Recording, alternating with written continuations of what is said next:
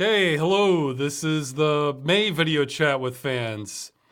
And I may have some new people watching this time, so I'm going to give a little bit more of an intro. I figure the first thing I should do, since I have more viewers, is try to get rid of some people. Let me explain what's happening. Normally on this channel, when this goes up on YouTube, I tend to post, fully edited videos. This is the one exception to that, where this is just sort of a proof of life thing I do each month. In fact, after each month, I tend to bury the old ones by making them unlisted, though you can still go back and watch them. I have links. And what I do each month is just answer questions people have. Now, since I made the Games as a Services fraud video, that's probably going to bring a lot more questions, and I'll give an update on that too. And you'll see why in watching these I tend to need scripts, because this is all going to be kind of off the cuff except for some notes here. So yeah, for getting rid of people, I wanted to warn anyone new. While I meant pretty much everything I said in the Games as a Service video, I generally don't make those kinds of videos. A lot of people came over from Jim Sterling, because he linked to that. So you're not going to see me covering different issues in, like, for consumer rights or things the game industry is doing wrong. Like, it's like I said in the video, I'm just single issue on that. The rest of the time I'm making kind of goofier videos. Like, most popular one is Freeman's Mind, where I basically pretend to be Freeman and fill in his thoughts. I also do Ross's Game Dungeon, where it's sort of a review show, but it's more just kind of a game exploration show, I would say, where that one can get kind of goofy. And I eventually hope to get back to making some things like my older videos, which were machinimas, like Civil Protection. I have one called Stranger in Need, which has like an original script, characters animated, that sort of thing. So that's what I'm slowly trying to get back to, but the YouTube machine demands stuff more frequently than I can make that. So that's why I have this other stuff. So yeah, if you're looking for consumer rights issues and people covering what's happening in the games industry, I'm the wrong person to come to. So I will give updates when they're significant on the Games as a Service thing, but that's it, pretty much. So, almost everything in what's going on in the games industry pales in comparison to that for me. So, okay, that said, I'll give an the general format of this is people submit questions on Reddit about a week before, and I answer the top voted ones. Actually, I meant to ask the chat. Lately, I've been getting so many, I try to cut it off after a certain point. Last time I did it the top 20 questions, and it was a little too long, so I might go for the top 15 ones if I can figure out which one's the 15th question. And then after that, I'll just sort of pick questions I like after that I thought, oh, these are pretty good questions, even though they didn't get a lot of votes. And then I just take live questions from the chat. So let's see. And, so update on what's happened since I made the Games as a Service video. I have talked to multiple attorneys, and some have messaged me. It's weird, because I would go and talk with some of the attorneys, and then afterwards, somebody else, another legal expert, would message me saying, well, they're right, but then this part isn't quite accurate. And then it's like, it goes back and forth. However, I'm seeing fairly consistent messages on some points. This is all for US law. For global law, I have zero conclusions to this point. So for US law, I'd say it's looking pretty bad. I've appeared on Leonard French's podcast, or his show, Lawful Masses. I appeared on Hogue Law, who looked at my video. However, I think the best analysis, if you're interested in this, was by YouTuber Law. He grasped my arguments better than the others, to be honest. I feel like Leonard French knows a lot about the law, but sometimes, even when I talked to him, it sounded like he was answering a different question than I asked, whereas the YouTuber Law guy got it. I feel like he got it. His video is about 24 minutes. There's a link to it on the website. I can put it in the YouTube description. So one thing, I want to clear up some common points that came up in the video. One, from the law perspective, I realized I don't think I explicitly said this, even though it was in my head when I was making the video. So that's my fault. When I say games as a service is fraud, my reasoning was it is not actually fraud against the customer. It was fraud against the government, was the argument that I was making. Like, because I think the EULA, regardless of how enforceable that is or not, it does state that the game can end at any time. So that you can't make the argument that I still think it's doing wrong by the customer, and I think it should be illegal, but it's not fraud. So I feel like I got even a little disoriented in talking to the attorneys that I realized later that I was able to sort out. However, like let's say that's where I thought the goods and services argument and the perpetual and subscription service made a difference. See, like another analogy is, say I'm selling boxes of shoes, except inside the box there's just a ticket for a shoe rental that could end at any time. But I say that on the box. This box does not actually contain shoes, but ticket for a shoe rental. However, everything I report to the government for my business, taxes, whatever, says I sell shoes. I'm not renting, I am selling shoes. So depending on how that goes, that could be a penalty. But what I've been learning talking to the attorneys, pretty much most of them seem in consensus that the odds are against me making that argument, though there might be an opening with that. But the thing is, even if that was argued that, hey, it says we're selling goods and instead what we're really doing is providing services, the way the law is structured in the United States, that may not matter much. I mean, it's like, yes, you could kind of get them on a technicality, but the consequences wouldn't be considered enough by the judges across the country to really act on that. So it's like, even if you could prove it, it's like, okay, well, whatever. That sounds like that would be the law's approach to this. That, okay, fine, it's a service instead of a good. They should correct it, but they don't really have to change anything in the practice. That's generally the message I was getting. So yeah, and somebody's saying in the chat, these attorneys looked at it from the perspective where fraud is pretty much strictly defined. Yeah, and I was never actually making the argument, although it's easy to see how it could be viewed that way, that it was fraud against the customer in a literal sense. Because again, I think the EULA covers that regardless of whether it's a legal document or not. I mean, it says their intentions. But if you were reporting something different to the government, then we fraud against the government. An analogy I made actually in talking with Hogue Law, I had a follow-up discussion with them. All these links are on the website. An analogy he thought what it was kind of similar to that I came up with, that he agreed with, was say like you're reporting on your taxes, like you're running a business, and you report that you're a basket weaver. That's your job. When the reality is you weave clay, you don't weave, you make clay pots, like you have a kiln and everything, but you're not taking any deductions for that. You just filed something incorrectly. And let's say you did it on purpose for whatever reason. Well, the consequences from the IRS might be considered so minor, it may not even carry a penalty. And I think that's how the courts would look at this. Even though the consequences are quite real from a preservation perspective, and I would argue a consumer rights perspective, it doesn't sound like it's going to go anywhere. Right now, barring new information, because that can always happen, I'd say there's just no chance at all in this in the US. It would just be a waste of everyone's time and resources and everything, because I take a more cynical perspective, but I need a small chance. There's even less of a chance than I thought in the US. However, I still think things are optimistic in several other countries. Actually, from one person emailed me, France might actually be the strongest one, because apparently the Hammond's Law, the stuff that I mentioned in the video, doesn't apply, but it doesn't apply to software because software is considered as not being capable of degrading over time. So it really depends on the details how that's interpreted under French law. But man, there's no way I'm going to be able to research that in any substantive way on my own, just for the fact that it's going to be all be in French. Now, my French is absolutely minimal.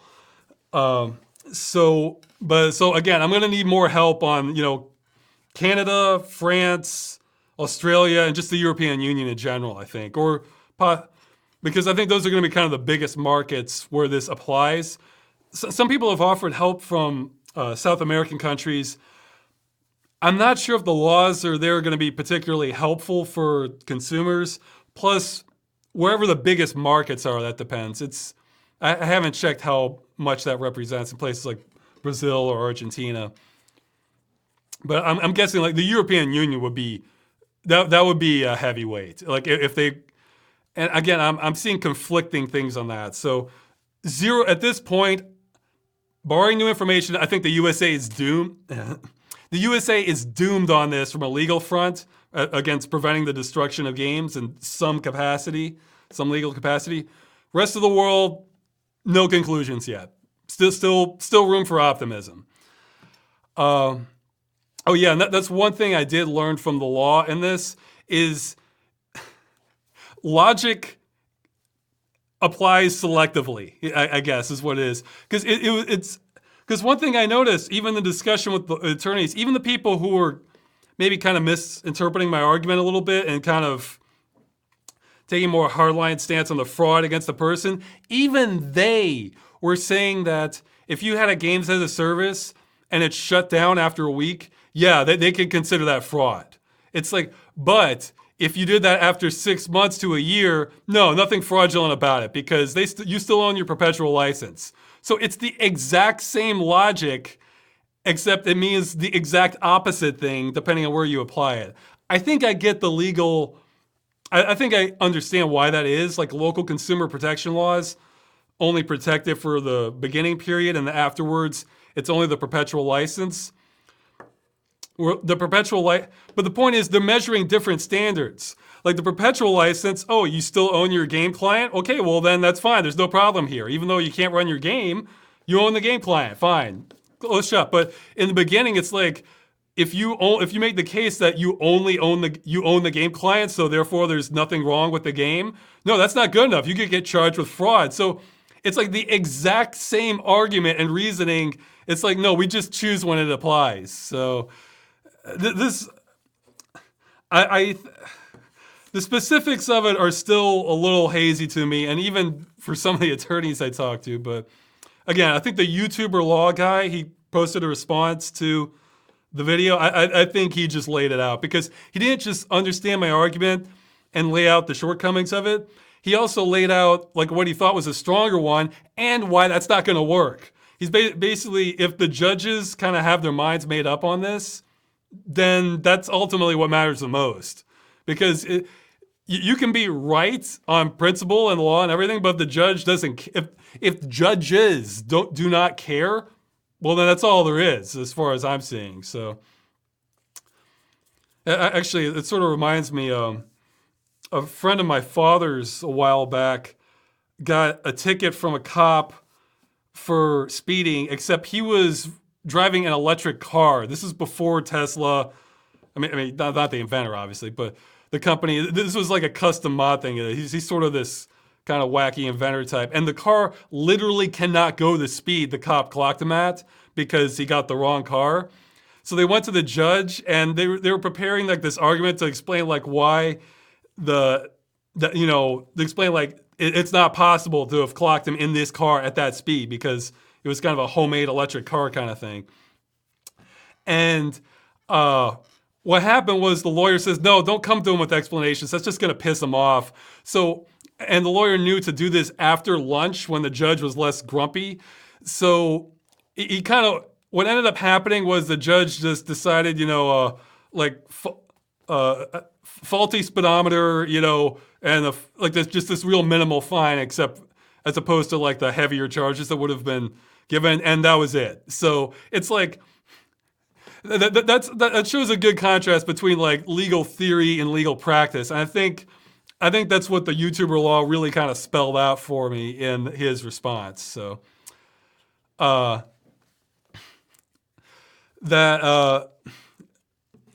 an anecdote that kind of says where we are in USA. But so yeah, I probably could have saved myself some at least 10, 15 minutes on that video if I had known what I know now and just say, yeah, there's just no hope in the USA at all and skipped some portions of that. But Okay, so that covers the legal updates. I guess I'll give, when I have news I think it's worth reporting, I'll mention them on the video chats in the future. And if I have big news where I need help from people, or this is just landmark worthy, then I'll make another video on it.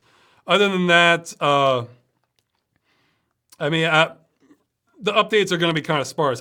It's like I said in the video, I'd rather not be doing this. I mean, it's just, I felt like, yeah, in fact, I even got my hopes up a couple months ago because somebody released a video called like Games as a Service is a plague or plague on the industry. I was thinking, oh good, he's making the case, now I don't need to. But his was just more on like how it hurts the quality of the games, which I didn't even address. That's, to me, that's more minor issue. So I'm just about the games are destroyed forever. That's all I'm seeing with this. So, see. Okay, a couple more notes. So yeah, if you're somewhere in Europe, Australia, or Canada, and you have some connections or background in the law, feel free to email me. Those might be more valuable, fortunately, than U.S. contacts. Oh yeah, and for people who are just technically oriented in general, regardless of how this goes, if you want to take some of the sting out of games dying, for me personally, you know what would really help it for me is if there was some way to just extract these maps from these games and like port them to another engine. That certainly is possible for games with older APIs like DirectX 9. I covered this at the end of one of my videos, Dead Game News. I forget which one. It's the one with satellite rain footage, where I think I mentioned the DMCA exemption in the title. It's sort of this Blade Runner looking environment.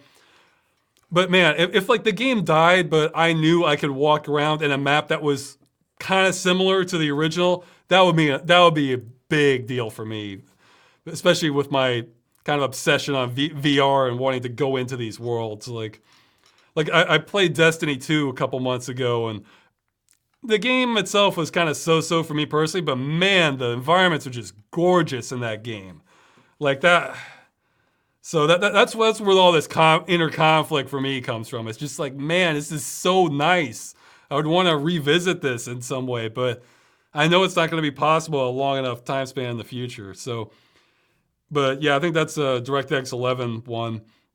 So yeah, if people have ideas on how to just kind of rip the maps, models, and texture data out of it, I mean, yeah, there's copyright issues, but you can dance around that. You know, it's put the stuff up on torrent or yeah, I don't know. There's ways of getting around it. You can have an underground community for it. I mean, it's not like the developers are going to lose any money from it. You know, it's not like you're going to sell the maps or something, you know, so. But, let's see. So yeah, I want to mention that. Oh yes, my wife Magda wanted me to mention that she has a Twitter, Amazing Magda. Mine's at Curse Farms. She uses Twitter more like most people use Twitter. I tend to save it just for announcements, or sometimes I mention if there's like free to own games. Like sometimes games will be free. Like if you claim it within 2 days, you get to keep it forever, that sort of thing. Other than that, I just kind of give announcements on the videos. I'm definitely not a Twitter master. I still haven't even bothered to use hashtags, I think, on anything I've posted. So that tells you where I am with that. Oh yeah, and I have a quick, before I get to the questions, I have a quick announcement on a future video I'm doing. This is holding up the video, but it's not going to stop it. I just want to exhaust my resources here. I'm doing something kind of related to like doing tests on old games and Linux and Wine. And one issue I'm running into that even the experts helping me, they didn't come up with a solution to, was I'm running this on an NVIDIA card, a GeForce 770, and I can turn VSync on and off in other 3D applications. Like I'm using Ubuntu Mate. Like there's an easy test, you can do GLX gears. If you run that, it's just these 3D gears running. I can turn VSync on and off and then measure the frame rate, so that's easy. When I've been running this in old games in Wine, what happens when I turn VSync off through the X control panel is I'm certain what's happening is adaptive VSync is still on. If you don't know what that is, that means like say your monitor displays at 60 hertz. Well, what it'll do is if it's below 60 hertz, if it's below 60 frames a second, the game will turn VSync off. But if it's at 60 or higher, then it turns VSync on. So if you're trying to do benchmarking, that's not very helpful. Again, this will not stop the video I have planned, but I just wanted to throw that out there. You know, if you're just telling me, no, Ross, you need to turn off VSync, it's something more than that. It's wine specific, and I don't know if it applies to newer games or not, but it definitely applies to older games. For sure, it's probably related to the NVIDIA drivers, but I have no idea how to get around that. If you do, let me know. My email is, rosswscott@gmail.com. I just wanted to throw that out there. Okay. So I'll answer the questions people voted on the most. And somebody probably, I wasn't looking at the chat because I'm horrendous at multitasking. But I'll try and figure out what the 15th question is, and then I'll pick. Okay, so the top voted question: when can we expect a new Ross's Game Dungeon follow-up? Okay, prepare to enter my brain here, because when I read this question, here's my completely honest thought. Oh, when should that be? Oh, well, my thought on this for several months now has been January or February of this year. So, oops. Well, what now? And it's like, okay, let's panic. I don't know. And so that's what my original plan was to get a game dungeon out. It's been a while since the last game dungeon, so I wanted to get a normal one out first. And then I thought, yeah, I should probably do the follow-up. So maybe this month, like I kind of want to have a normal game. Oh yeah, for videos this month, I want to have another Freeman's Mine, and I want to have another game dungeon for sure.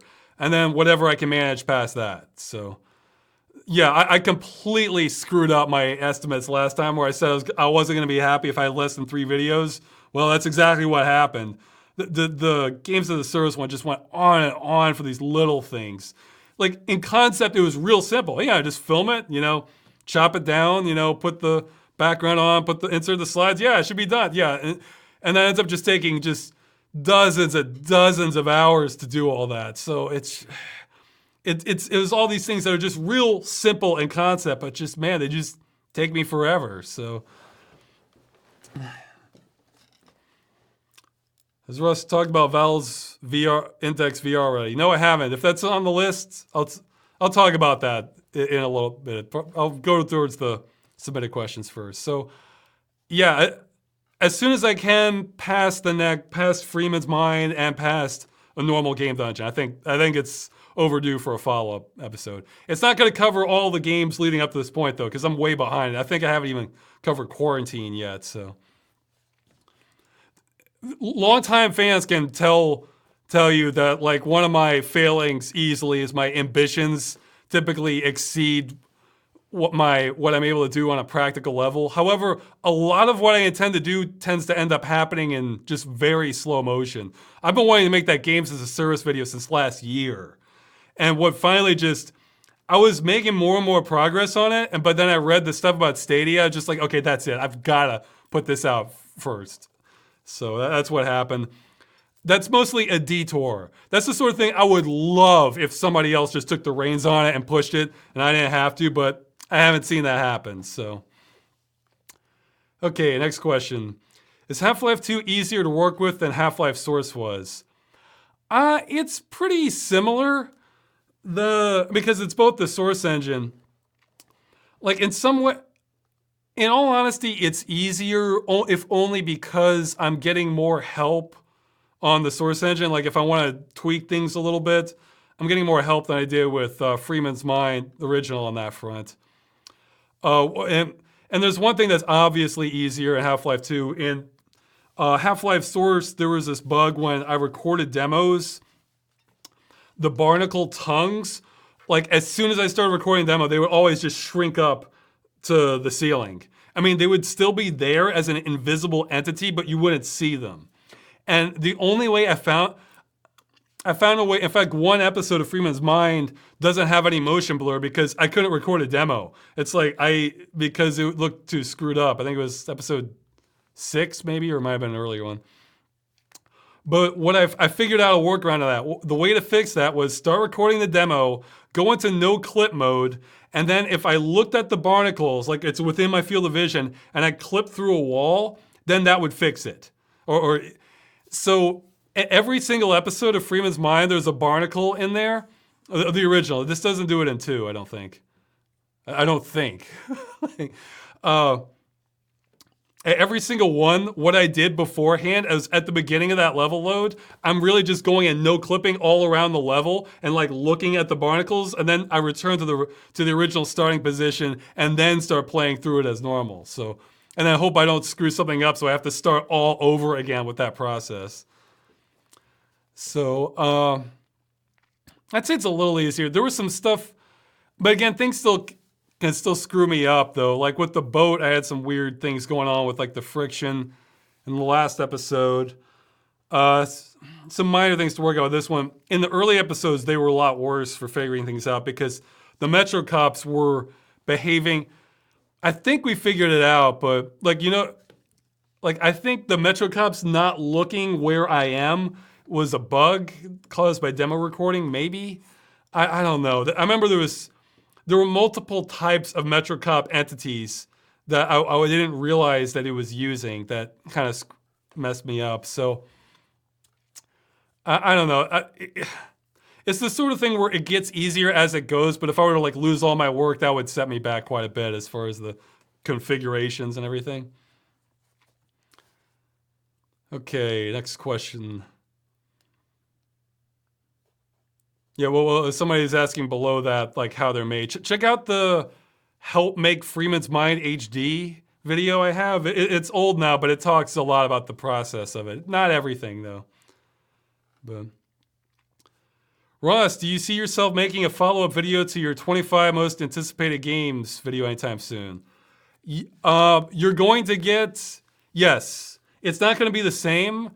It will absolutely be a follow-up and be sort of a spiritual successor to that. And I think people are going to like that. If you're interested in like, my opinions on games in general, like things that look good. Like I think I said before, there were like 3 non-usual videos I really wanted to make. That's one of them. The Games as a Service was another one. And then there's one that I don't really want to make, but I kind of do. So, but that one, there's no hurry on that other one. So yeah, there's something coming along that front. I think people will be pleased with it. So, and I still haven't played all the games on that list, but I have played the majority. So you'll get to see what I've said about that. See what I think about those. What have people been saying about your video? What's the general consensus? Have you gotten anyone in the law field to message you about this? Well, yeah, that's, go to the website, thecursed.com. I have an entry called, it's like Legal Analysis Roundup, where I give descriptions on everything I've seen on that so far. It's hours worth of content and not particularly interesting content unless you're really interested in the law. I would, really honestly, what I've said in this video, if you're not that interested in the law, it's probably more than enough. But if you want more, I would start off with the YouTuber law guy. And there's one I had sort of a debate with the Hogue law guy. It's an audio one. So it's like maybe a third about the law and then the 2/3 about just sort of concepts related to the discussion. So if you want to hear like a little bit more of a debate on that, you can check out his. There's a link to it on the website. I'll put some links to some of the stuff on the description on YouTube. But yeah, the response has been overwhelmingly positive. And you know what? I don't think it's because of the quality of the video, because, my first thought after making that, I was thinking, oh my God, this is boring. I'm like, especially once it starts off okay, but then it gets into the law. It's just like, this is so dry. Like, should I even be doing this? But I just thought, you know what? Whatever. I made it. I'm putting it out there. And like even if people are sick of this, I'll rest easier knowing I tried something, you know. But I think and now it's like the second fastest growing video on my channel. I think Machinima went back when I had videos on their channel. Some of those would grow faster, but I think this one's like the second fastest growing one I had. So it's because I hit a nerve. It's not because this video is that amazing. It's more like people are kind of hungry for this to stop, you know, and it's not getting discussed. What was I gonna say? Oh yeah, now there are a few people who had big objections, but there were, I feel like the people who had like really big objections to what I said just have a completely different value system than I do, and maybe most of humanity. I think I made this analogy in another chat. In the game Vampire the Masquerade, they have different morality systems, and the vast majority of vampires in that just use humanity. So it's like the less humanity you have, the more you start looking like a monster, and some are even more noble than they were as humans. But a few have like this real weird morality system. Where it's based on like retaining your blood and not allowing others to infect it, or having your blood in possession of others. Or it's like this real weird stuff. And I was thinking, you know, that's what the people who had like big problems with what I was saying, just even on a conceptual level, it kind of reminded me of that. So I'm thinking, you know what, I'm not going to be reaching these people. But yeah, one person called me evil because I was advocating for basically government intervention. Let's see. You know, one person though, they were just sort of ranting, but I realized they kind of made a good point, I think by accident, where they were saying that like this is just, they're trying to ridicule me and saying like this is the height of millennial entitlement. And I just sort of laughed that off at first, but then I stopped and I thought about it. I was thinking, wait a minute, there's actually something to that. Because I've grown up, pretty much my entire life, I've been able to preserve media. I mean, there were cassette tapes for music, VHS tapes for movies, you know, discs and later CDs for games. So this is kind of, and even early multiplayer games, they, you know, you could still run private servers. I mean, and then even once the games as a service stuff started, I've seen too many existing server emulators, you know, that hey, the game runs, it's not 100% the same, but it's a whole heck of it is the same, you know? You're getting whole lot of the experience. So I kind of have I can kind of have an understanding of how artificial this is. I mean, some elements are, some elements aren't.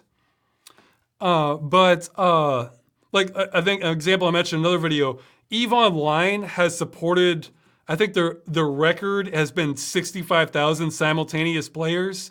Yeah, you're not running that on a simple computer. But at the same time, if that access to the code was available, I'm sure somebody could host the game and like a couple hundred people could join it, and everything else would be about the same. I mean, so you're never gonna get, you know, I think I might have been a little too narrowly focused because I thought that's how the law was structured on it.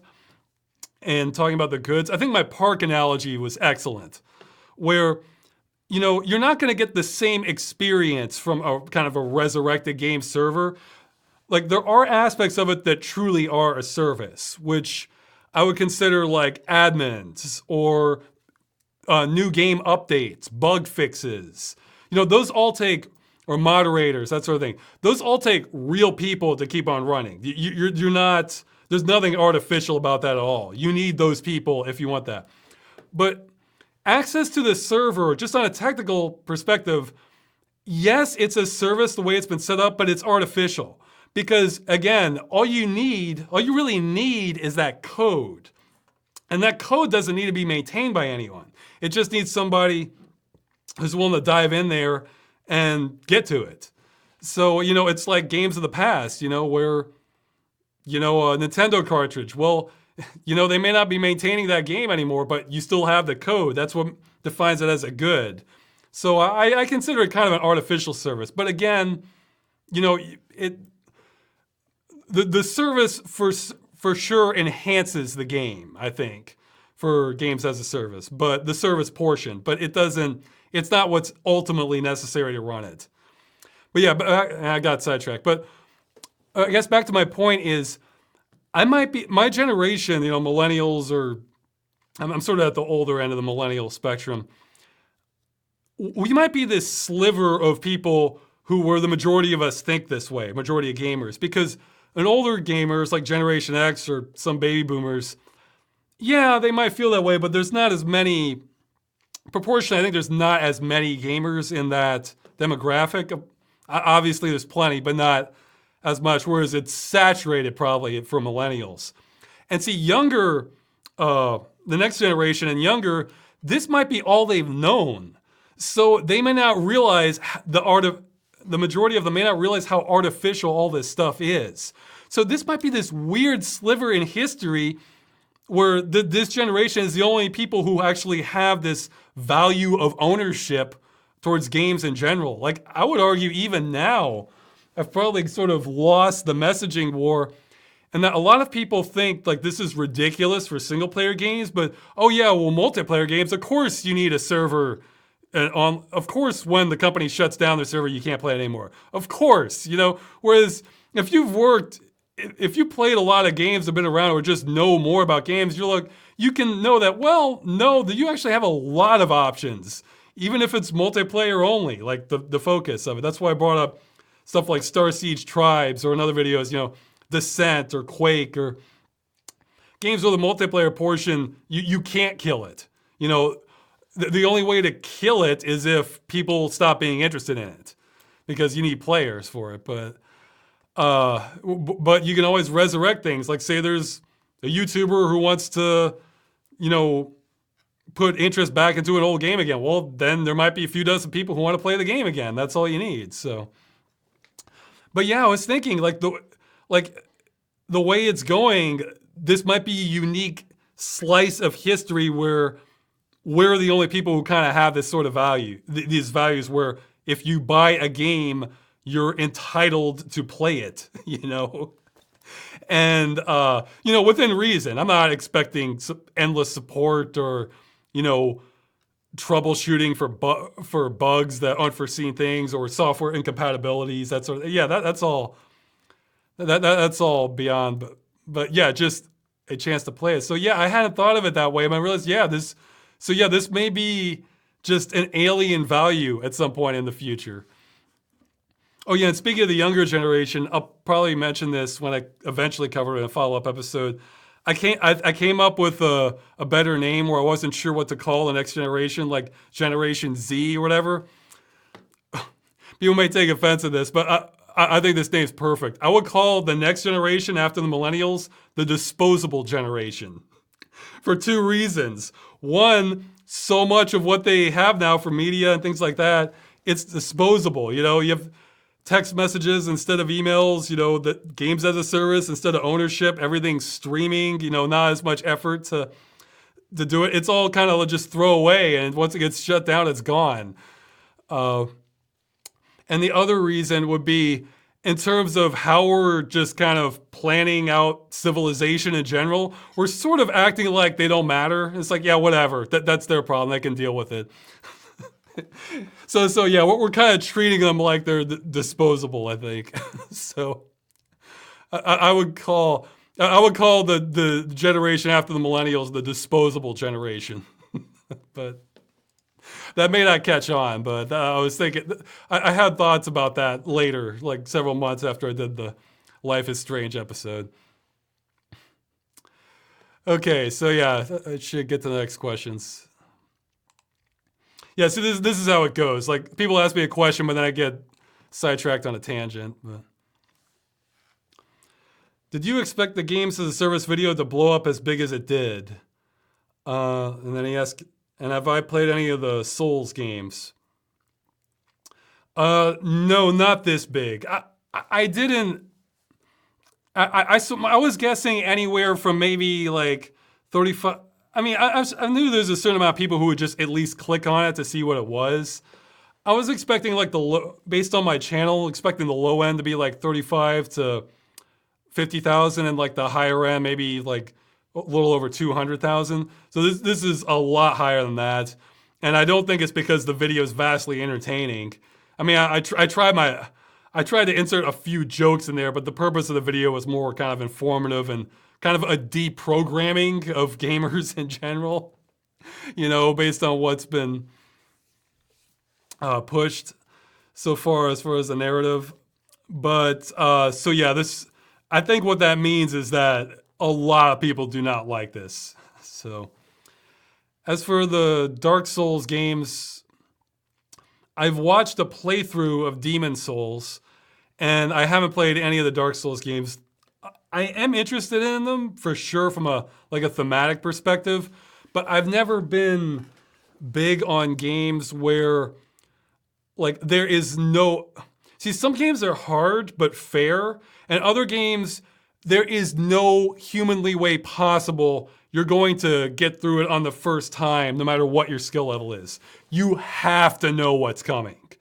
And my impression of Demon Souls from watching that was most of it seemed like it was the hard but fair until you got to the bosses. And then you just had to know their pattern. That was my impression from watching it.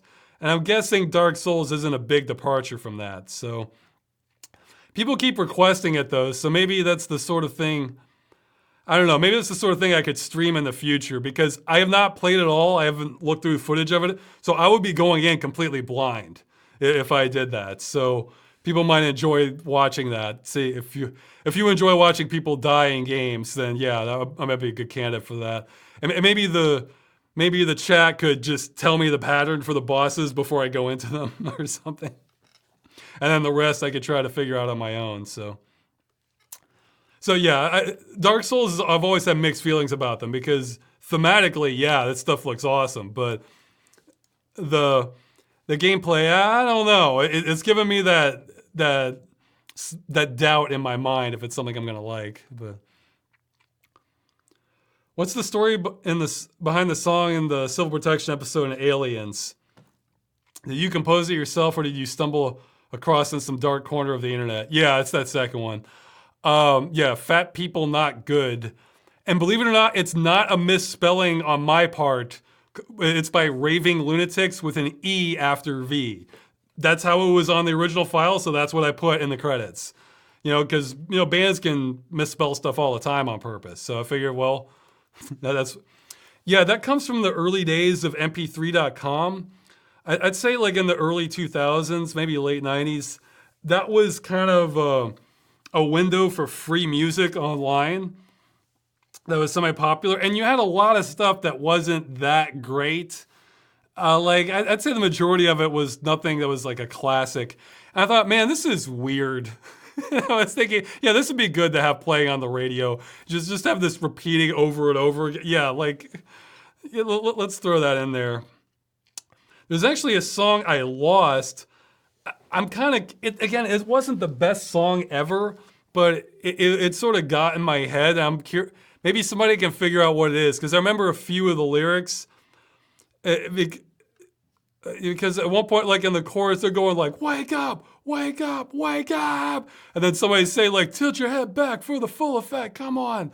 And then I remember another lyric that was saying, da-da-da, da-da-da, Jonesing like a hyperactive child in a candy shop. And that's all I remember from it. But it's sort of, it's like do dee dee do do dee dee do dee do dee do do dee do dee do.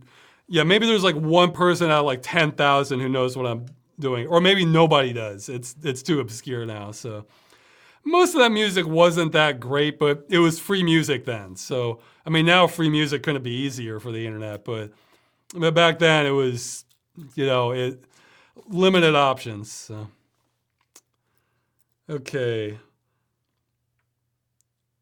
but given your predilection for Deus Ex, how are you with the other members of the big three immersive sims?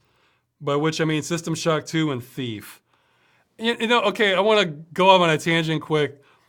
I've never seen the phrase immersive sims outside of just some game review sites.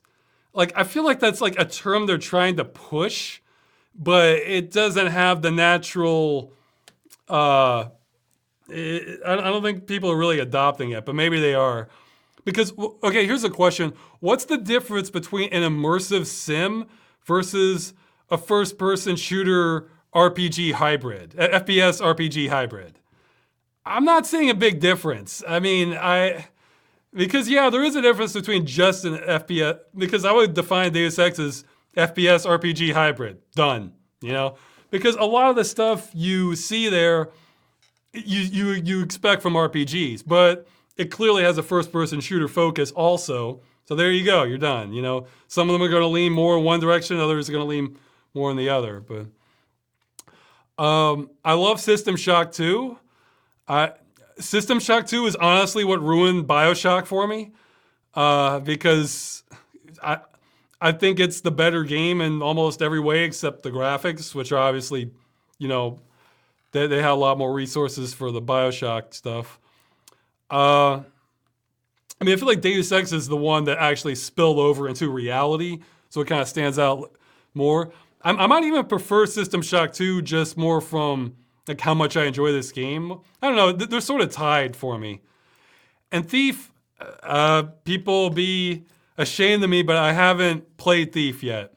I've never been huge on stealth games, and like, okay, I can like stealth games, but the stealth I like is kind of what Deus Ex lets you do, in that I like stealth games if I have options once I've been discovered and everything's hit the fan. You know, it's like, okay, this just got a lot harder and I'm gonna have to shoot my way out or something, but I still have options. So I enjoy that a lot more. Whereas some stealth games, it's like, oh, if you're spotted, that's it, it's over. You know, I tried playing some of the original Hitman, and it felt more like that. It's like, man, you've got to.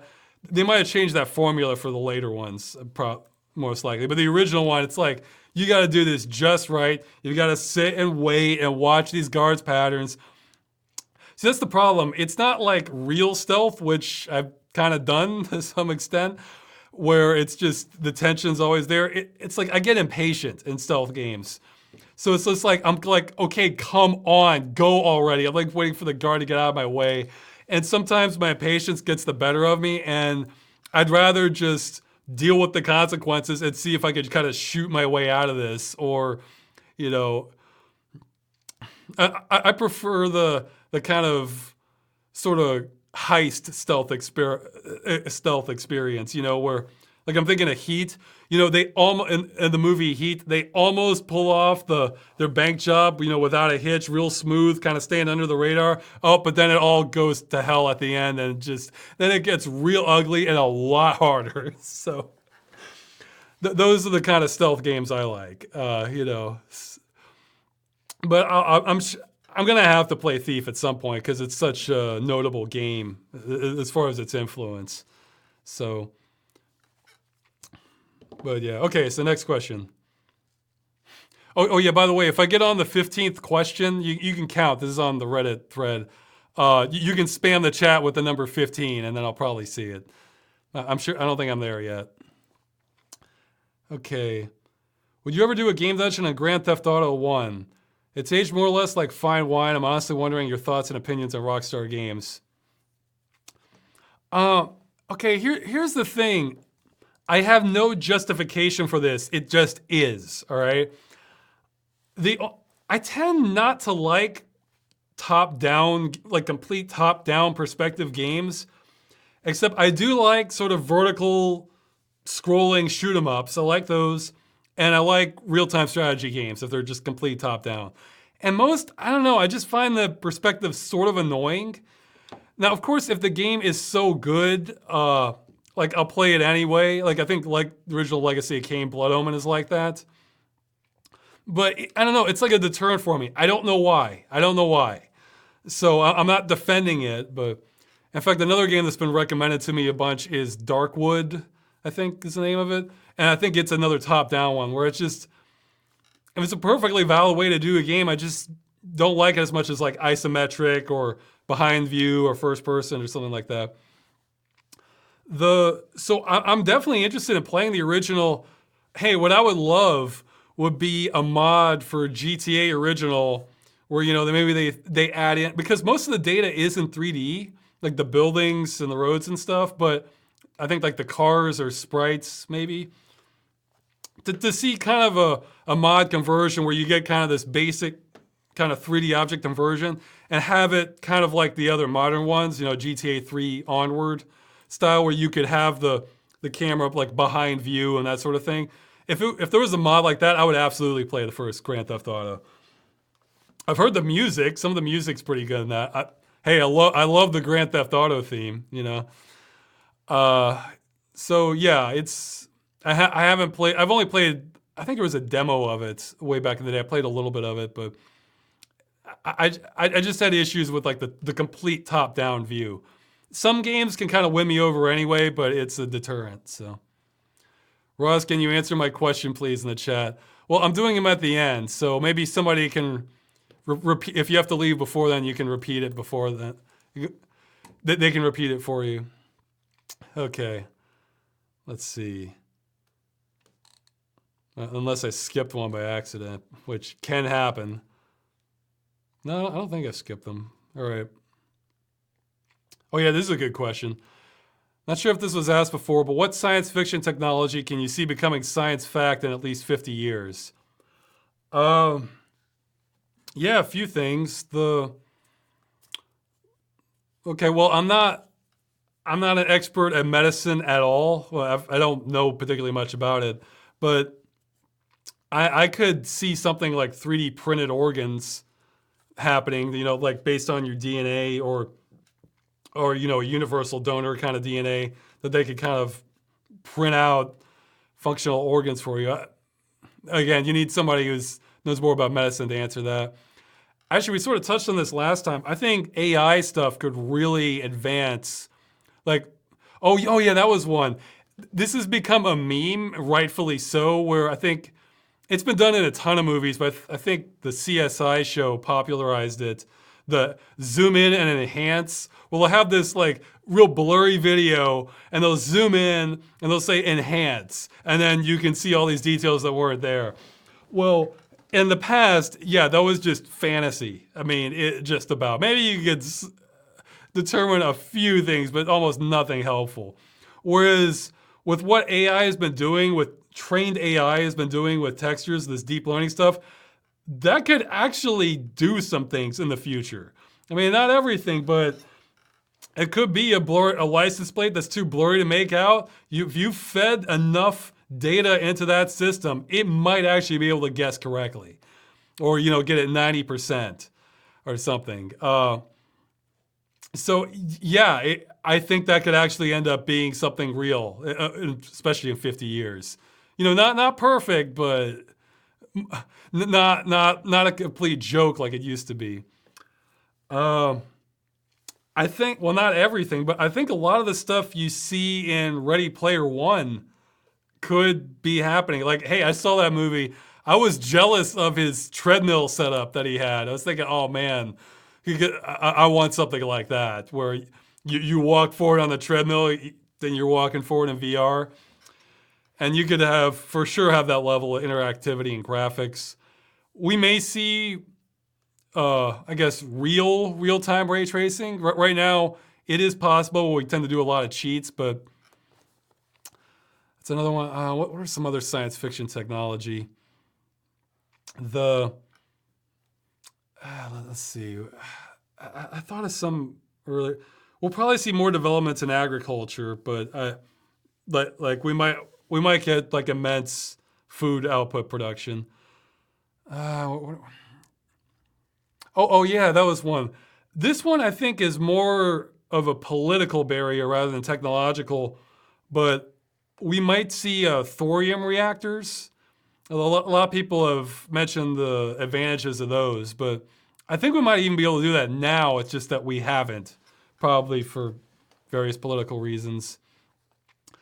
I'd say there's a whole. Oh yeah, well I mentioned the AI chat, like with the.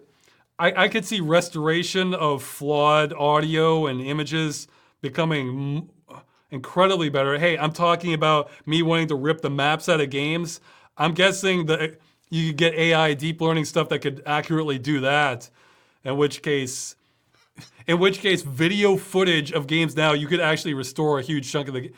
There's a lot of potential under the deep learning stuff. For it coming up with guesses for animations and stuff. Yeah, what was I thinking? Like right now, I'm still working on the Machinima movie. That's gonna take a ton of work. And don't worry, I'm not waiting for the technology to catch up. But a few decades from now, it could be as simple as me saying, like, okay, I need villagers in this portion. Okay, create these buildings in sort of medieval style. Okay, make them more fantasy-like. Okay, more rounded. I could do that. I bet the computer could actually be adjusting on that. I think that's within the realms of possibility. The AI deep learning stuff could get that good. And that you could have you're basically telling the computer what you want, and it's going to come up with something similar. So, let's see.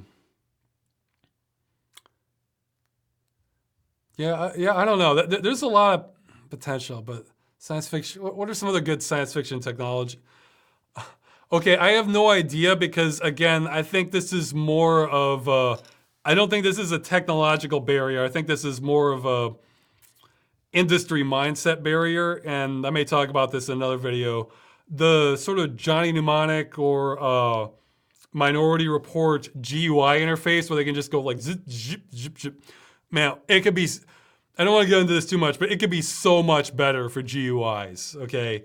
Like, I'm seeing lots of potential there, but that's not, I don't think that's a technology holding things back. Let's see. Yeah, I guess that's all I can think of at the moment, but sure there's plenty of other things, but yeah, I would just have to think about it some more. I'm sure there's plenty of obvious ones I'm missing. I don't think, but there's some things I don't think we're gonna have. Like, I still stand by what I said in the Robot Jobs video. I don't think we're gonna have the self-aware AI by then. I mean, we're gonna have AI doing fantastic and incredible things, but it's not gonna be self-aware. I don't think we're gonna have planetary colonies, like Moon or Mars. We could have a landing on Mars, but that's not a colony, that would be kind of like the equivalent of like putting the flag on the moon sort of thing. I think space travel is still gonna be not drastically different than where it is now. Probably the same for transportation too. But we could have more efficiency. With computers, it's hard to say because we're kind of running up. With quantum computers, that one's trickier because like we have quantum computers now that are very basic, but what's required for that and their limitations of what they can do, it's like in some ways they're just infinitely more powerful than what we have now, but it's very specific what they can do. And the requirements to get them working are much better, are much more demanding than even like old computers, back then. So, but that's iffier. That's another one. We can maybe have some pretty big architectural breakthroughs, like with maybe this carbon nanotube stuff, or actually, I think I was reading some of the graphene stuff in processors. Like it can also be very strong. So yeah, I could see it.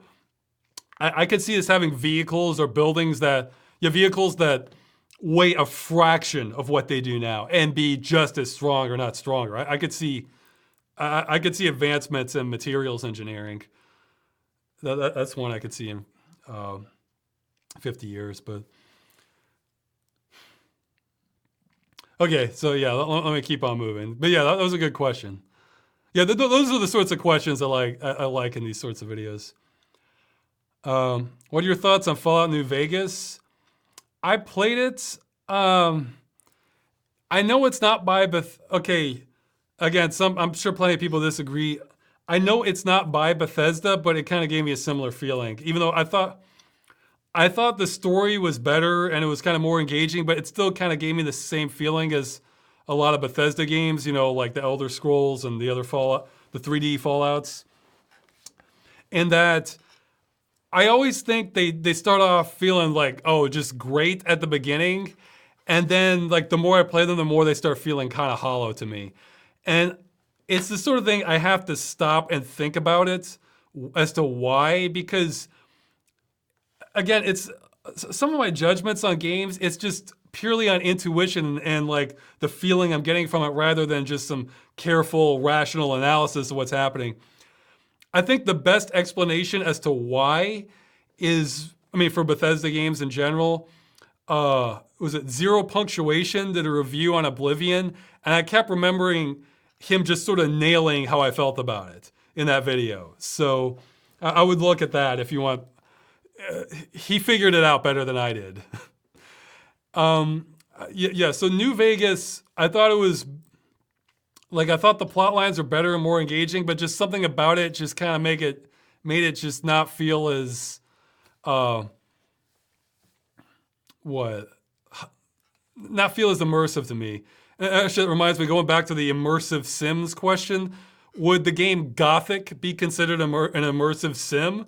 I mean, yeah, that one's kind of pure RPG, but man, I think that checks off all the boxes for what you look for in immersive sim. So that's why I don't know if that term's really, I think RPG kind of, like a lot, I want to say almost every immersive sim is an RPG, but not every RPG is an immersive sim, if you want to look at it that way. It's just, to me, the distinction is just too minor to care about.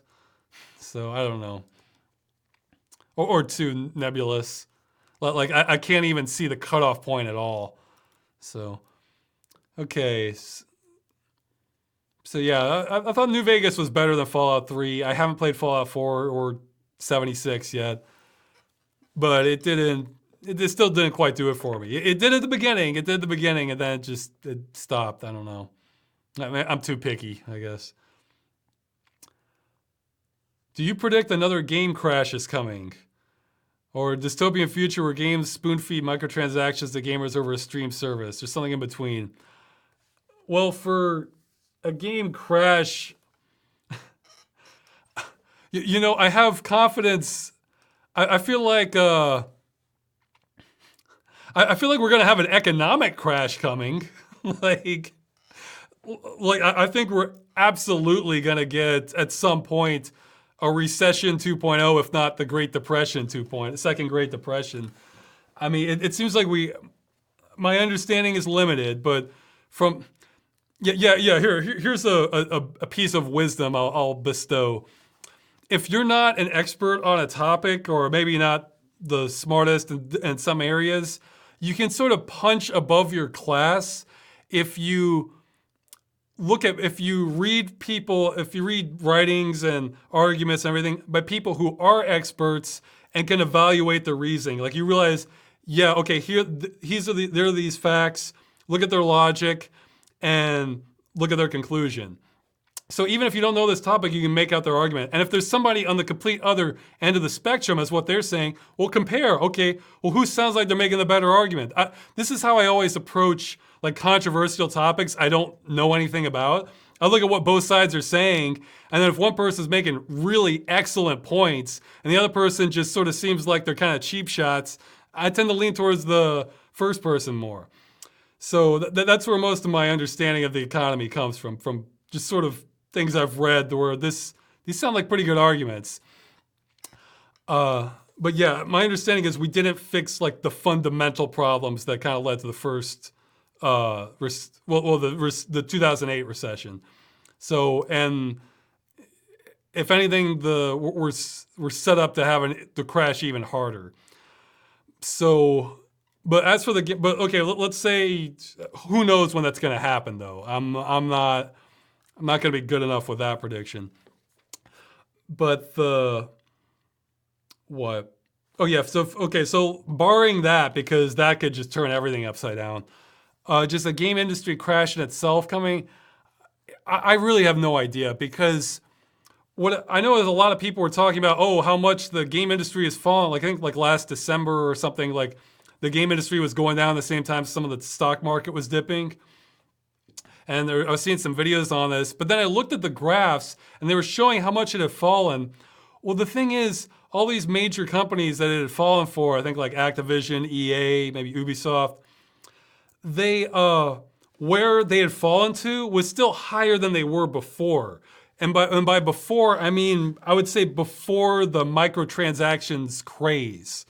So I think with microtransactions and all these like really targeted kind of psychological tricks to get people to pay more money, I kind of feel like the game industry is on steroids. So, yeah, they're getting just record level economic performance, but it's not going to be sustainable in the long term. And it's going to kind of cause a contraction.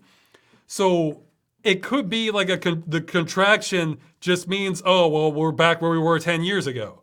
So some people would call that a crash, but that's not, but if it leads to like big AAA studios going, or not studio, publishers, not studios, publishers going under, then yeah, that's a real crash rather than just a contraction.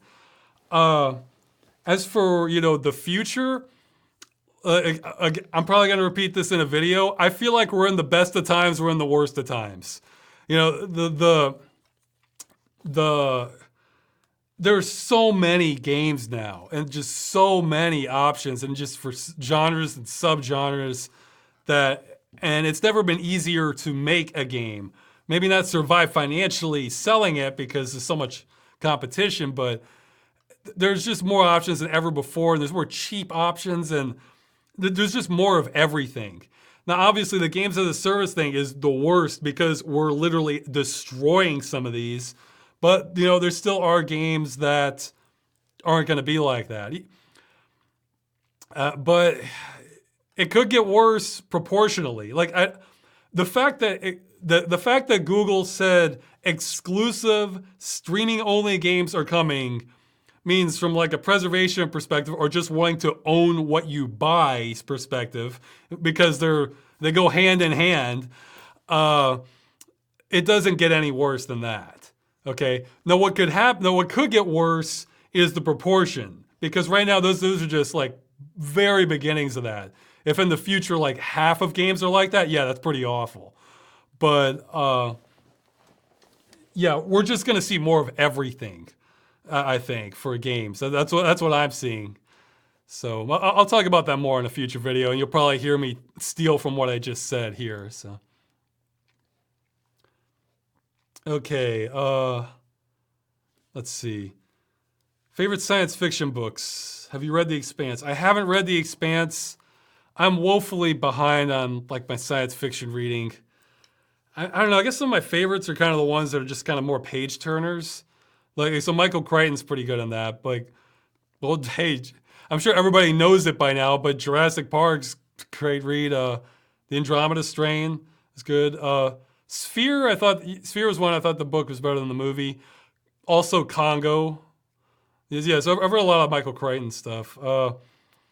For other books, they'll have like great ideas, but it's like they're not necessarily like just page turners. Like you're just chewing right through it. Let's see. Trying to remember some others. Maybe people can give suggestions in the chat. So there's all sorts of stuff I should be reading, but I can be kind of slow going through books. So, yeah, Jurassic Park and the Andromeda Strain, I think, are both ones where the movie is actually about as good. Yeah, Congo and Sphere, the book's definitely better. So, let's. I'm trying to remember. See, I've read a lot of science fiction that's just kind of, just like, oh, well, that was kind of neat, and then I forget it, or forget the details of it.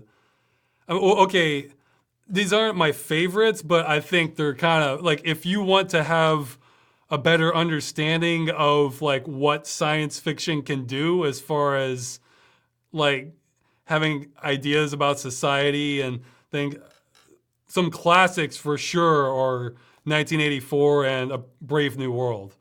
Those are, again, see, those aren't my favorite. Okay, people were mentioning Hitchhiker's Guide to the Galaxy. Yeah, that's one worth reading for sure. Yeah, somebody's saying Neuromancer is the birthplace of cyberpunk. I think that actually might be debatable, but that claim. But yeah, somebody's saying Star Wars science fantasy. Hitchhiker's Guide to the Galaxy science fantasy for sure. But okay, yeah, I'm gonna keep going because I'll glance at the chat and see if I see more suggestions. Which two boss characters would you like to see fight? And which boss character would you like to eat lunch with, and where would you take them? Okay, well, this is just a coincidence. Okay, I thought I came up with two answers at least for the first question, because I was thinking about this afterwards, because that was brought up in last chat, but it was towards the bottom. I would like to see Dr. Robotnik from Sonic the Hedgehog, and it's just a coincidence I thought of that because now there's a new Sonic movie trailer. That's not why I thought of that. Versus just some sort of unspeakable evil character, like some real hardcore kind of horror, devastating boss, like maybe something like the Overmind from StarCraft, or Warhammer has some real evil stuff, like the Chaos Marines or the Tyranids, or just demons, some real powerful demon from Warhammer 40K. Because what I like about that is Dr. Robotnik is, it's like a kid's cartoon villain, and he's kind of a coward, but he has access to this giant robot army. So I'd like to see him go up against just some massively dangerous force of evil. Somebody's saying Robotnik versus the Blood God. Yeah, that would be good. Korn. Geez, I'm forgetting the name of it. But that would be. I think that would make an interesting dynamic, because on one hand, like I want to see what Dr.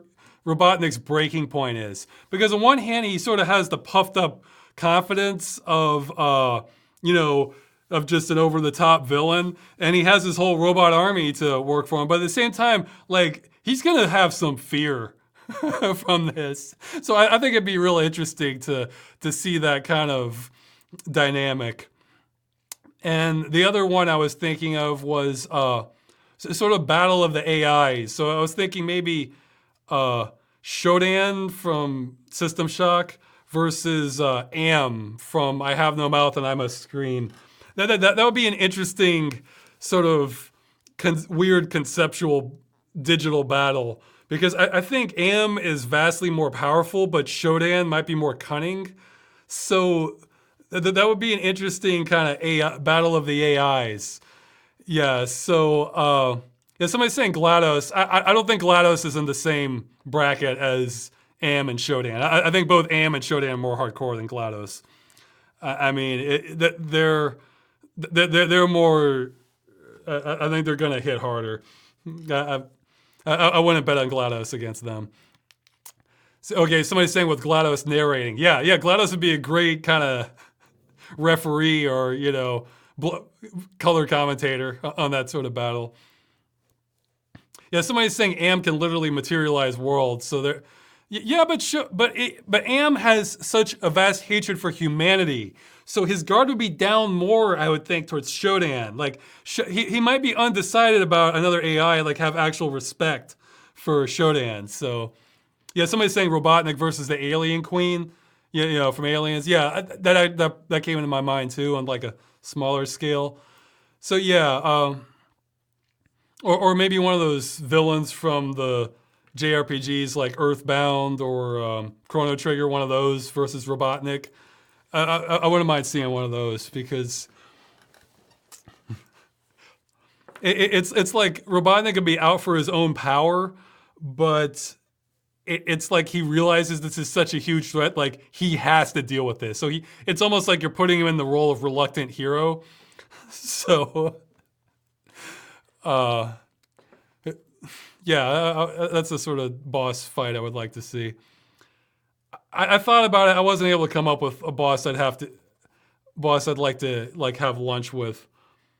I don't know. I mean, I guess obviously one that's not going to want to kill me, but maybe could just kind of give some good stories, So, and that sort of cuts out a lot of bosses as it is, Well, I don't know. Let's see. Yeah, I would say, like I would love to have lunch and hear Kane just kind of rant about things, but Kane's of nobility, so he probably would have like zero respect for having lunch with like a human peasant like myself. So that probably wouldn't work out. But yeah, I'd like hearing. I would like. Yeah, his existential troubles of being an immortal being. That'd be an interesting conversation to hear. Sort of a My Dinner with Andre sort of thing, except with Kane. I'd like that. Well, we'll go with that for now. Kane's probably one of my favorite villains, anti-heroes, or whatever. Anyway, so because I think he's a very interesting character from a psychological perspective. Let's see. Do you go back and read comments on the older videos? And somebody's mentioning they commented on BitBop too. I generally don't, just because I'm kind of overwhelmed. I mean, right now, I think I even figured out just this week, people were sending me private messages on Twitter and I didn't even realize it because it was under request and not inbox. And I thought I didn't, again, I've barely paid attention to Twitter. So I have my own forums on the website, the YouTube comments, and emails. I try to prioritize the emails, although even there, I'm just getting badly behind on those. So no, I usually don't, but I can sometimes. There tends to be a more smaller window I look at YouTube comments, like from after they're released. So usually within the first few days, I'm usually looking at them, but even that YouTube comments are such a mess. Like I'm not talking about the content even. Let's say they're all great comments. Just trying to figure out who said what. It's like sometimes even if you put newest first, it's like that doesn't always work or something, or even if it does work, you have to keep kind of do the infinite scrolling thing to get to them. And it's just such a mess. I like forums a lot better for that sort of thing. But, well, again, that goes the disposable generation again. I think forums aren't as popular as just sort of commenting, in a more disposable fashion where the comment's probably going to get buried or deleted at some point, whereas forums can be completely backed up, easy to navigate, that sort of thing. I mean, you can't do a search on a YouTube comment. Like if I wanted to like see if somebody had a follow-up reply, unlike the last one, I can't search for a term, I don't think. So it's just kind of a mess. I don't know. That's exactly the purpose of these videos. This is sort of a overflow valve, where I simply can't keep up with all the comments. That's an unfortunate reality. But what I can do is if there's something a bunch of people want me to talk about, then I can. Oh yeah, now I remembered something I should have said an hour ago. If there's a bunch of people somebody want me to talk about, you can submit it on the thread a week beforehand, and if it gets a bunch of votes, sure, let's talk about it. So, or at the end in live chat, you have a much higher chance of just getting to ask me directly, and if it's just a burning question you want to know or want to get my thoughts on it, sure, So this is all just sort of a big compromise. And I remembered something else a lot of people have misconceptions on in the video that I wanted to clear up, because I got a lot of emails on this too. A lot of people had issues with my comment from talking to the person about how you can, have something. A lot of people thought I was saying that you can have a functional server in under an hour to a few days. That is not what I was saying. I was saying the absolute minimum effort option to give just even a halfway reasonable chance of building a server emulator. That level of effort would take under an hour to a few days max. So we're basically talking about decrypting the data, from the client there, or identifying the encryption, or providing a private key if it's not a plugin. So we're talking about decrypting the data and just providing any sort of packet or protocol documentation that you have.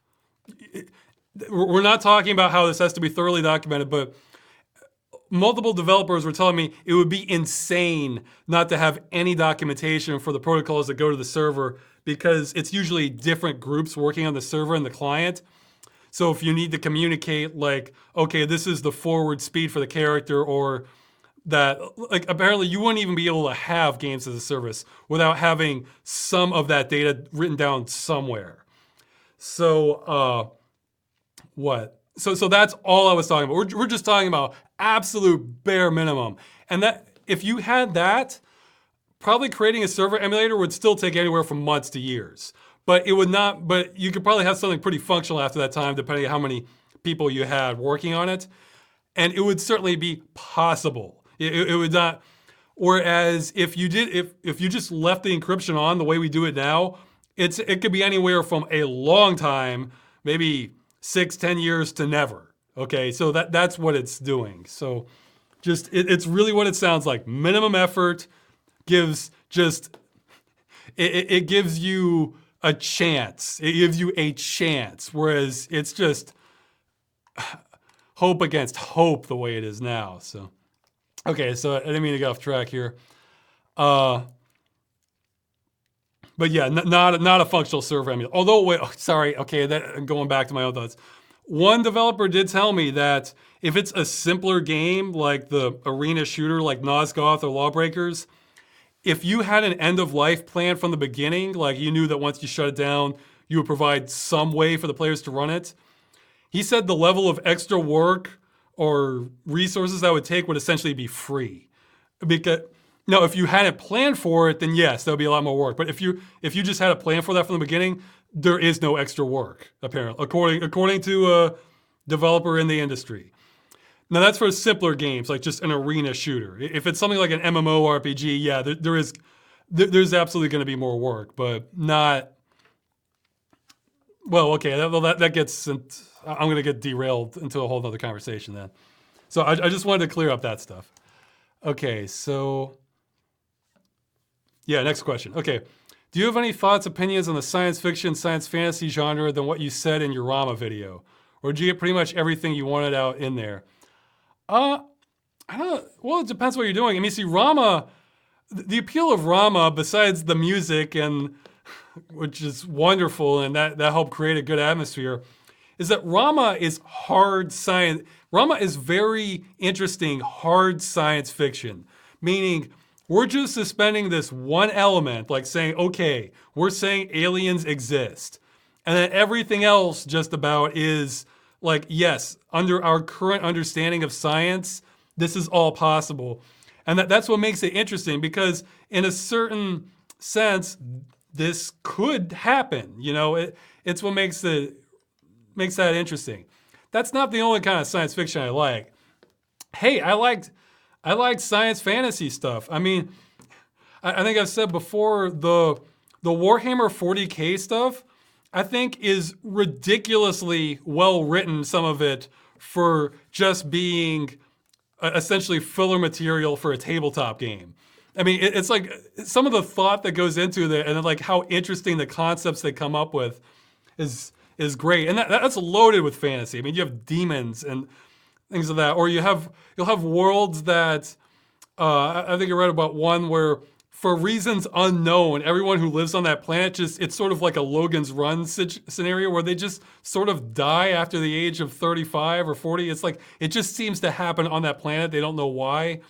Or you get into all this weird and fascinating stuff on all these different planets and how it's sort of strung together. So you have this mix of just this complete unknown feeling and just the rules that operate don't apply. And so I love that stuff too. Hey, just even on a simple level, I love completely over the top giant sci-fi metropolises or planets, or just, you know, just these pastoral settings, but then there'll also be this gigantic kind of tech looking device in it. Like from an aesthetic perspective, I love that stuff. Or so it just depends on what you're trying to do. I mean, see, again, Rama, the reason Rama is special is because it's hard science fiction. So, you know, we're not taking shortcuts on the speed of light or sound in space or stuff like that. You know, it's we're operating under the best understanding of physics and science that we have, and here's what we can come up with for fiction. And so that's neat. But hey, I like science fantasy stuff too.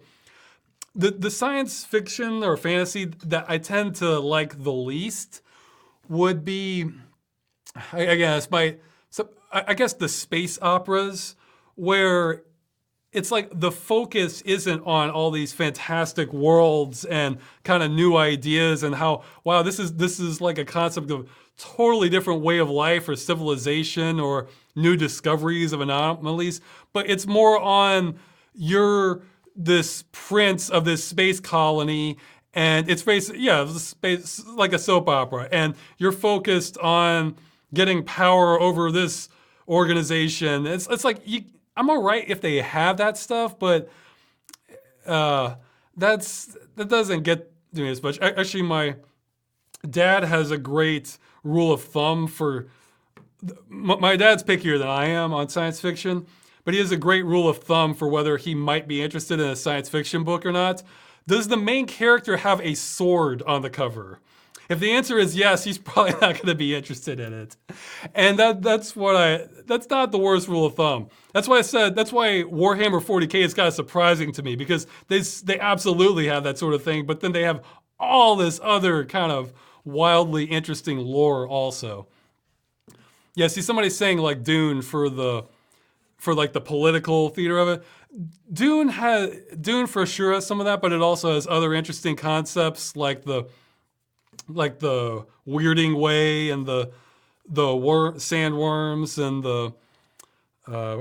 or just I think even the way they travel, like they requires the use of an alien being. So it's like you have that other kind of more interesting concepts in there. So yeah, in science fantasy, I like being wowed by the spectacle of it, even if there's not much substantive stuff there. But I also like really just kind of wild concepts, that are just like, oh, this is really interesting to think about. Like, oh, a completely aquatic planet and life going on there, or with big sea monsters and stuff like that. So yeah, I like imaginative stuff, I guess. Okay, so yeah, next question. Oh, everybody's saying 15. Okay, 15. Okay, thank you, everybody. Well, this one's easy. Ross, what games have you played for fun recently? Since last video chat, I have not been playing much because I was so busy on the video and just other things. But what I beat just a couple days ago was Ashes of the Singularity. That was on my top 25 list. I thought it was good, but I also feel like I maybe should have waited, because I feel like I played an incomplete game, because it's by episodes, sort of, and you didn't get that grand finale experience once you beat the game that you get in most RTSs, and I was hoping for that. And it's just like, oh yeah, we're done, okay, and it's like, oh man. So I think maybe they're releasing more content. It's sort of a Supreme Commander clone. There's like elements I like worse and better than Supreme Commander, though I think I still like Supreme Commander a little more. But Supreme Commander also has more annoyances, I'd say. Because I think Supreme Commander has a much wider variety of tactics you can pursue, whereas you sort of see some certain avenues are the only viable options in Ashes of the Singularity more. But again, I'm comparing this to one of my favorite RTSs, so it's still a good game. Like, and the music they have is good, but they needed more music. It's like one track for like each side or something, and like menu music or something. There's barely any. But I also played The Signal from Tolva. I showed footage of that in the Games of Service video. It was all right. Again, it felt a little lacking, but it was sort of a smaller indie game, so that's always a risk with that. Man, it does this on such a tiny scale, but it does.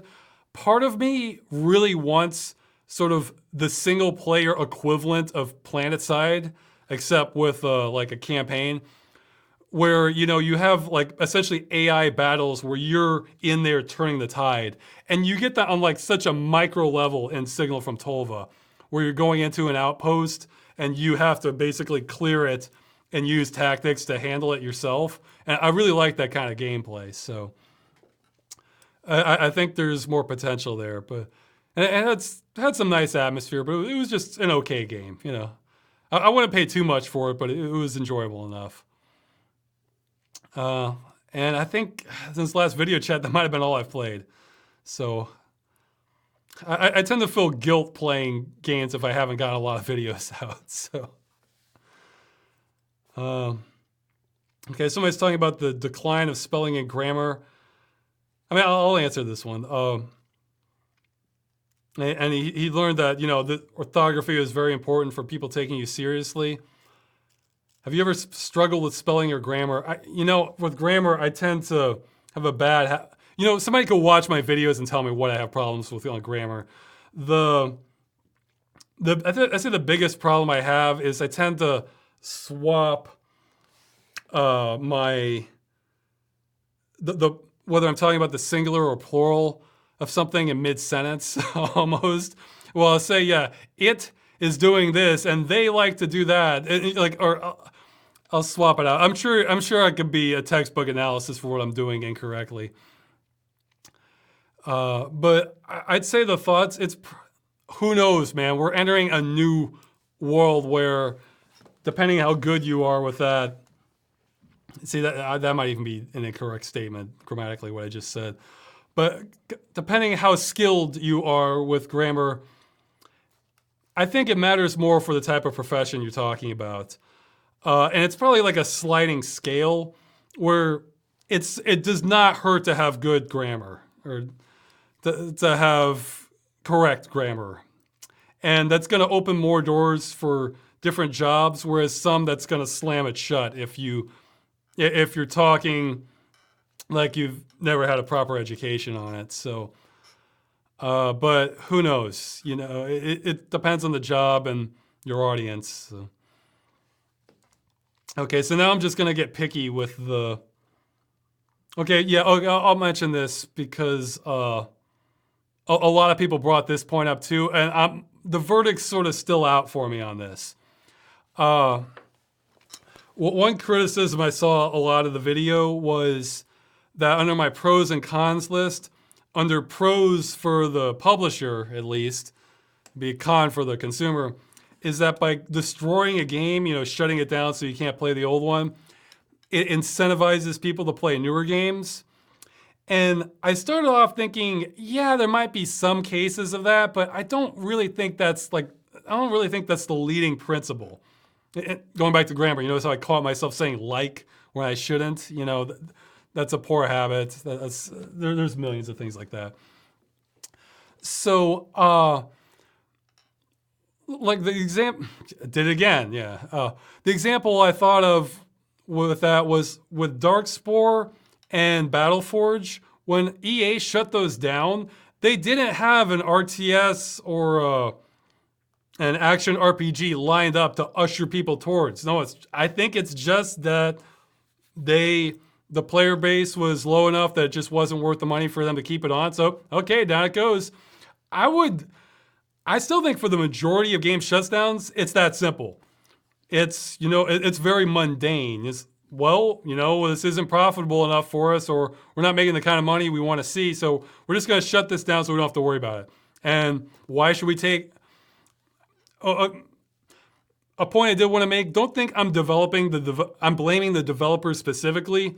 I'm blaming the company. So whoever's making those decisions, I'm sure if it was completely the developer's decision, we would have a lot less dead games. So it's not the developers, it's the developer's manager or his manager, that sort of thing. But from their perspective, thinking, well, this would take some effort to restore this game or give fans something, whereas we can just shut this down with no consequences. So let's do that. But, okay, giving credence to the let's shut down the game theory. Well, okay, I guess the other counter argument I had against that is I think it's a really small minority of people who are literally not playing new games because they want to play the old stuff. Even more the old stuff that were games as a service. So, the Star Wars Galaxies. They're not playing Battlefront 2 because they're playing Star Wars Galaxies. I think that the number of people who do that, I think it's very small. It's a niche audience.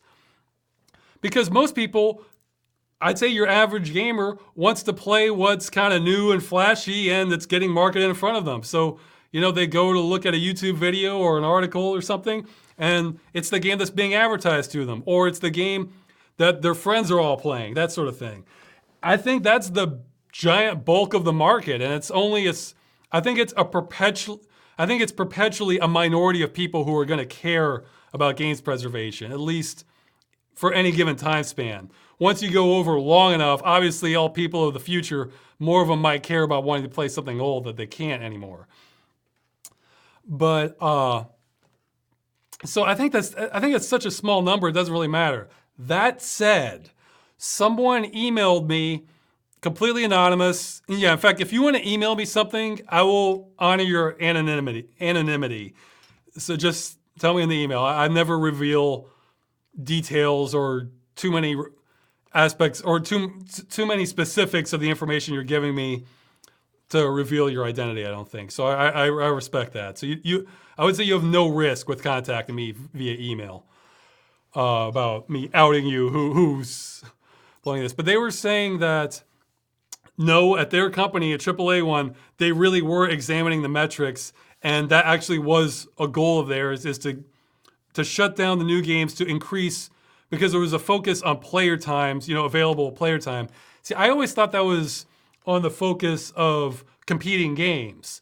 So, you may not want to release your Battle Royale game now because Fortnite is super popular, or just your general deathmatch game, or just some other online thing that Fortnite is directly in competition with. Yeah, that is a real focus. But no, they were saying that doing it for old games, like their old games, they also wanted to do that because, hey, there's a chance even a fraction of those viewers are going to go to the new game.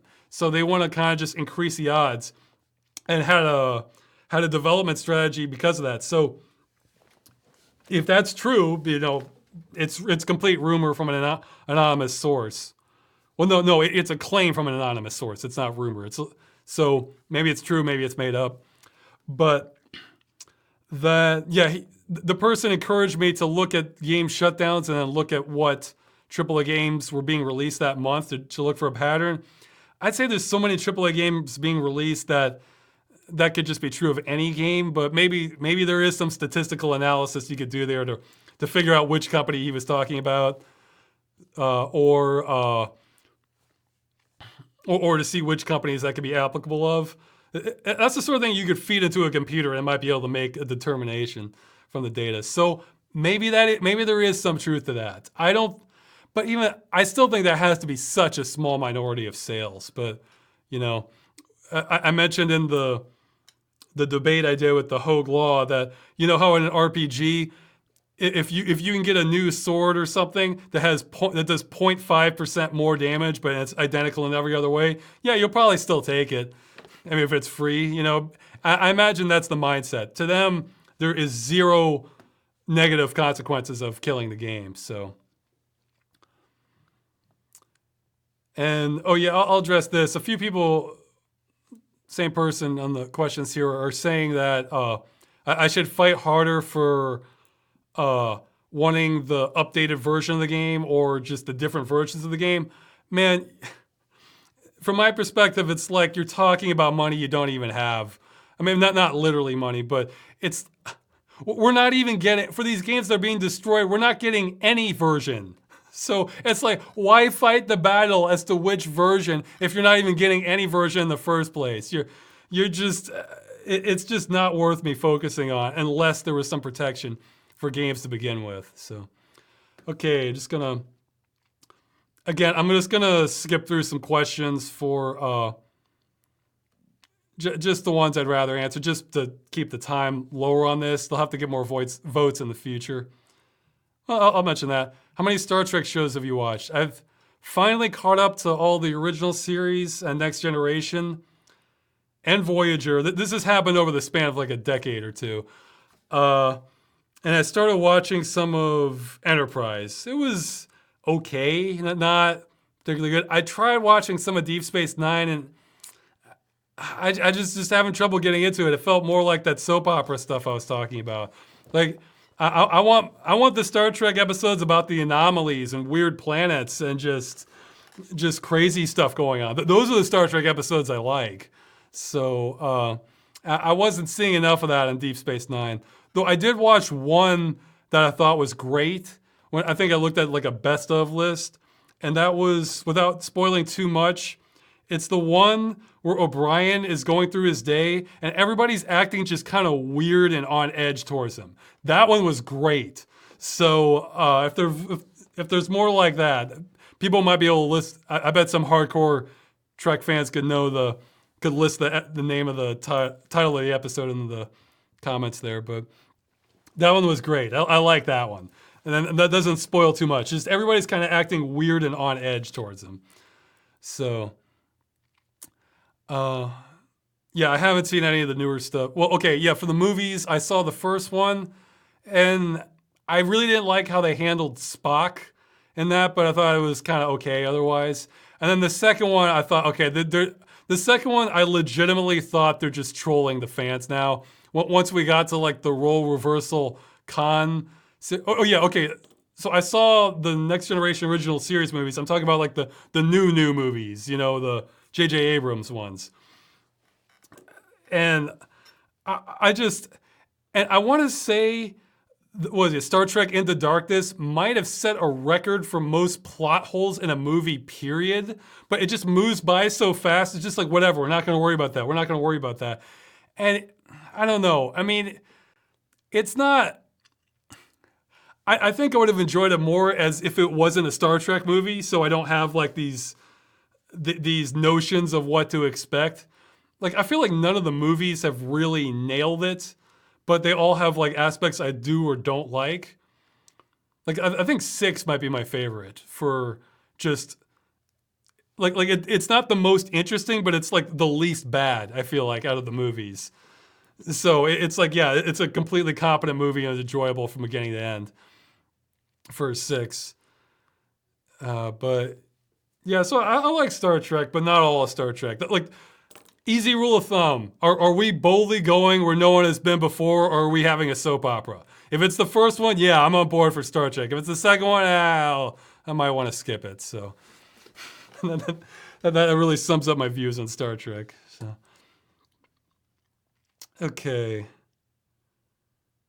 Okay, I'm going to skip what people are asking about Half-Life. I've answered in previous chats, but if people want me to say it again, they'll have to vote it up more. That's not a bad question, but I'm going to skip it. It's about Game Dungeon process. Let's see. Yeah, these questions that aren't getting as many views, I'm really trying to keep this around 2 hours or not much more. And like the past couple ones went closer to 3, so.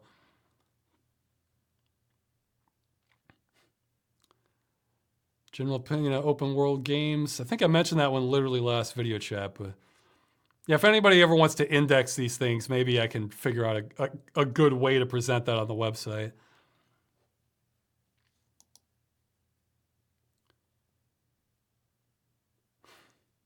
I cannot walk on water. Though I had the idea as a kid to make shoes that you could walk on water, where basically I never tried this out, but I always had the idea where you could, because we always had like these old, well, for us they were seltzer water bottles, but you can just use a soda bottle. I thought the idea of taping those enough together and then attaching them to your feet, and I thought, oh, maybe that'll give you enough flotation force to be able to walk on water. I never tried it though, so that was always an idea I had as a kid. No,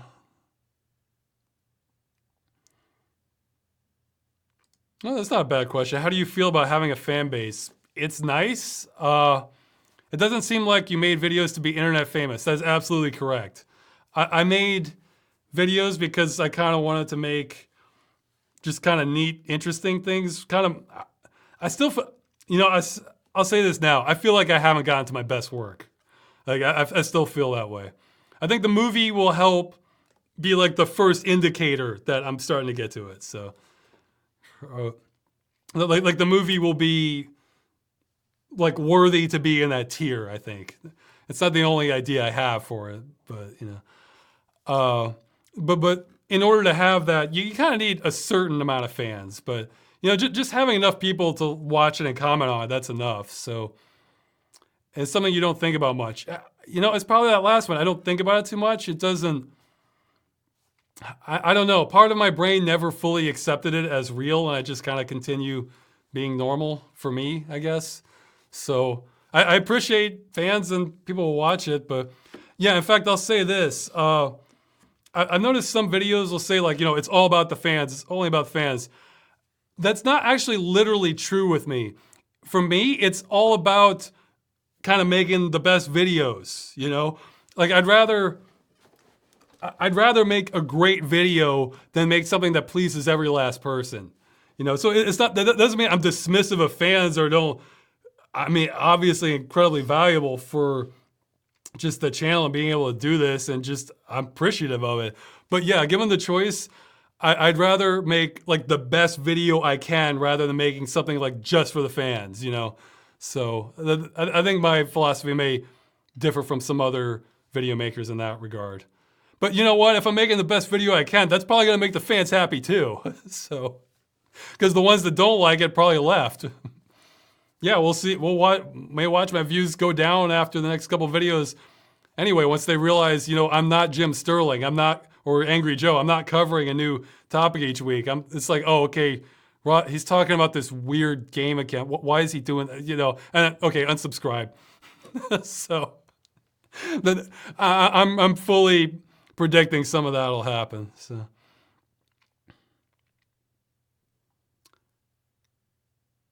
I didn't know there was a Warsaw Comic Con. Could possibly go to that, but unlikely. I don't know. I might need a few more. I have limited time, and then that involves, Magdo wanting to travel there too. So, okay. Thoughts on J.C. Denton as a profile picture? Apparently there's a meme behind it. I don't know the larger meme, but I'm fine with seeing pictures of J.C. Denton everywhere. So,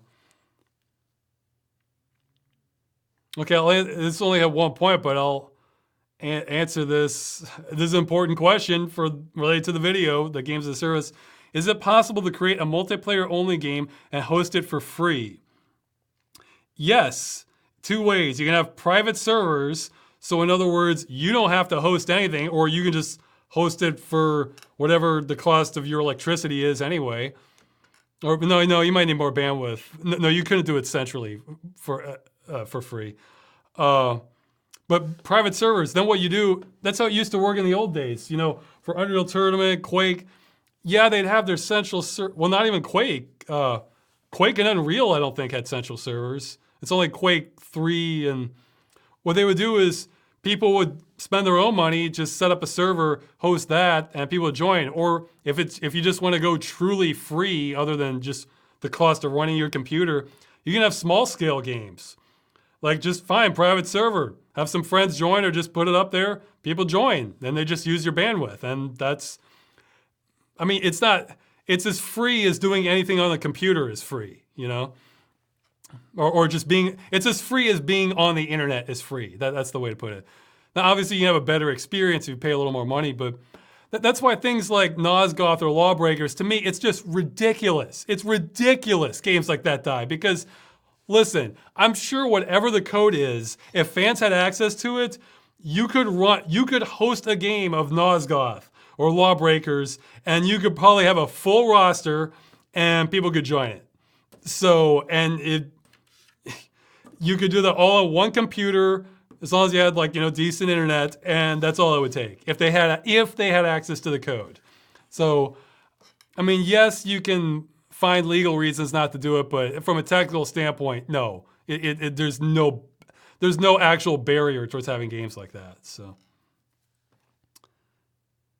I do not particularly care for musicals, so I don't mind answering that. Okay. Some questions I've seen repeated in the past. Yeah, see, if I've been answering these, I'll be going on another hour. Let's see.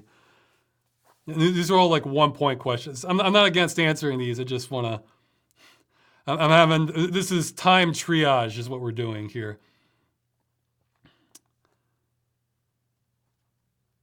Okay. I guess I haven't heard. Okay, somebody's asking about the Shrouded Isle. Have I heard of that? Let me check my list. Have I? Okay, I guess I have not heard of that. The only one on my list is TT Isle of Man, which I know is a motorcycle racing game. That one looked interesting to me. So no, I have not heard of the Shrouded Isle. I guess I can check that out.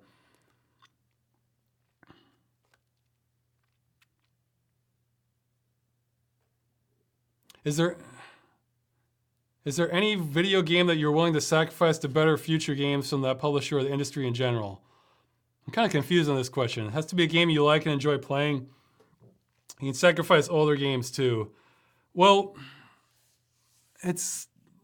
yeah, I guess I would. I mean, I could sacrifice some games that I like, but I think they're not like the best game ever, and to save future games. Yeah, I would do that.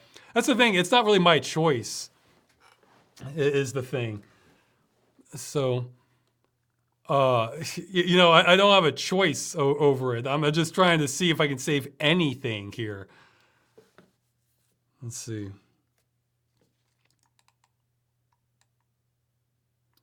Yeah, oh, and for what's, I may have mentioned this already. I meant to have a game dungeon last month, but I just, the games as a service video just kept going on with the amount of work required, so. I am not allowed to vote here in Poland. I'm not a citizen. I'm only a resident. If I can vote for the United States, but you know, fill out a overseas ballot.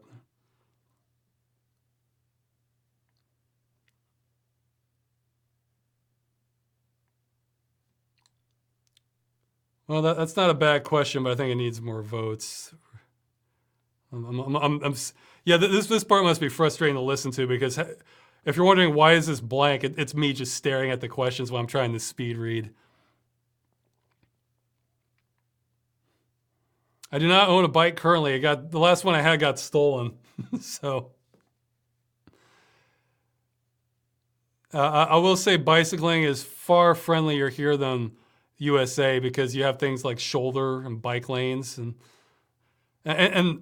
it's not everywhere, but in Poland they'll actually have real bike lanes, which, I mean, it's not just a painted line on the ground. So if somebody on their phone isn't paying attention, they could just crush you.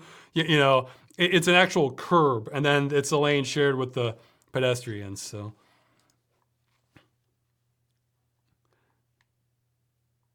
Yeah, I mean, the worst part about bicycling is, you know, the constant awareness that you're gonna die if you don't pay attention at the right times. You know. Yeah. I was talking about that with a friend of mine. You know, in Diablo and Path of Exile, you have hardcore mode, and other games where bicycling is hardcore mode. So even if you're fine 99% of the time, that's not good enough. You know. You need that 100% of the time. Actually, I heard recently in Minecraft there was a hardcore mode player that died after 5 years of playing. Man, that is hardcore. That's hardcore mode for you, man.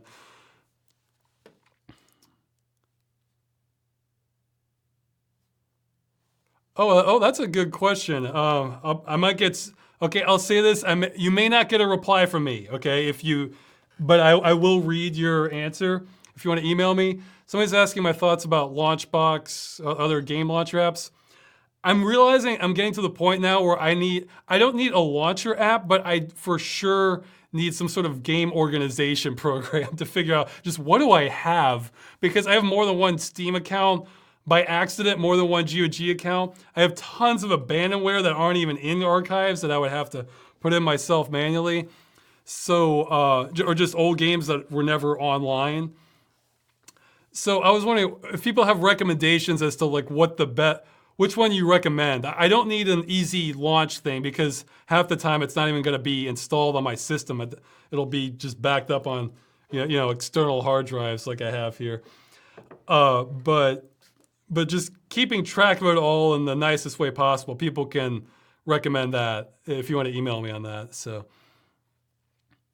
I think the need for a universal launcher is probably going to arise if it's not there already, because now you have Epic, Steam, GOG, the Bethesda, Blizzard, Trion. Yeah, I want to say there's some others. You know, or yeah, Uplay. So yeah, this stuff. Some people, this bothers them a lot because they're only on Steam. For me, I've never really been only on one platform, so just like, okay, more stuff, whatever. So I'm sure those are going to get more popular, the universal launchers.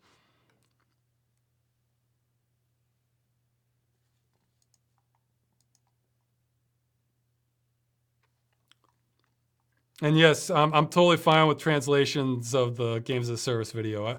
I think I finally opened that up. I hope that didn't cause problems. So I think people can just submit subtitles now. I hope that didn't cause problems for Daniel, who usually handles the subtitles, and he gets them, basically completely accurate, just about. So we'll see. Because with my enunciation, sometimes I say things that really didn't sound like what it was supposed to be. Okay, let me wrap this stuff up here. We're down to the 0 point questions.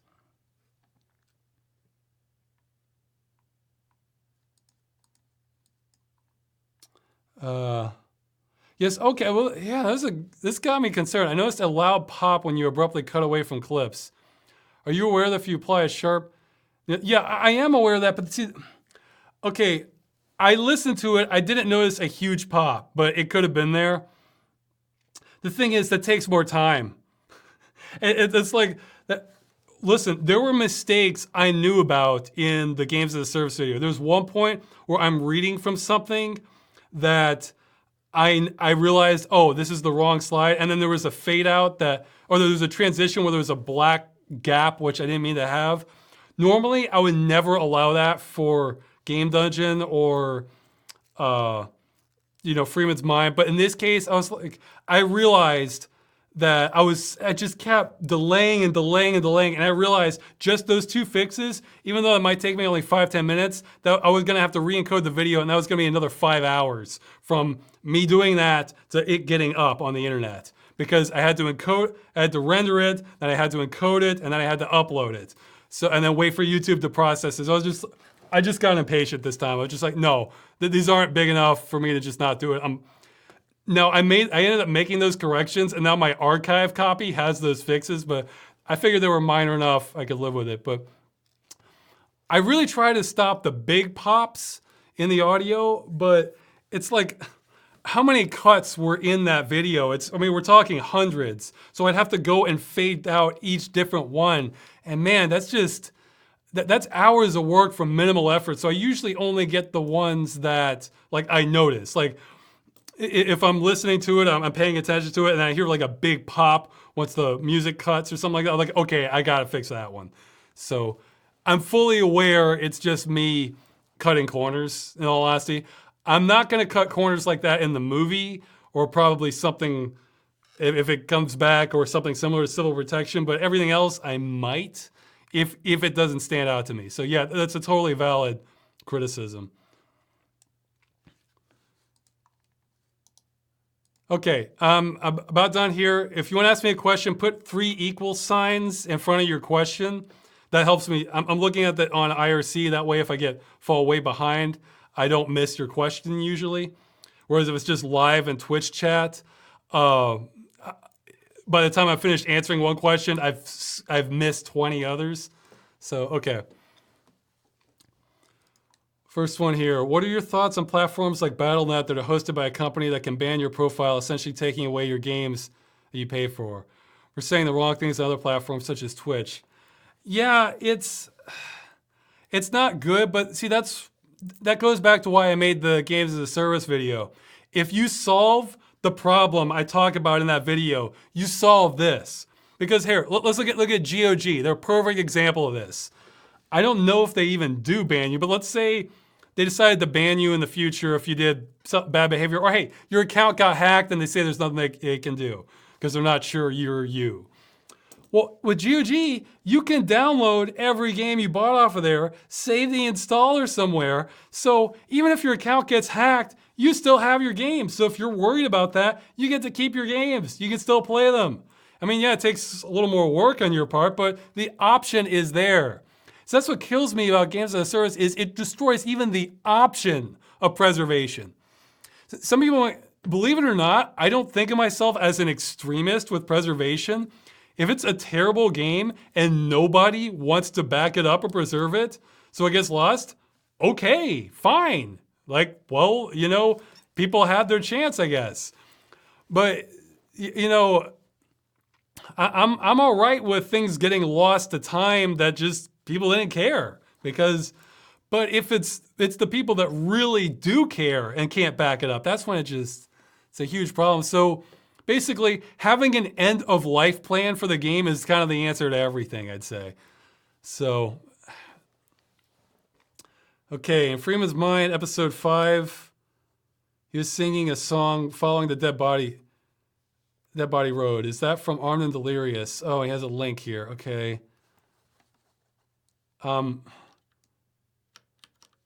Okay, I should mute my desktop. Okay, I just muted my desktop audio.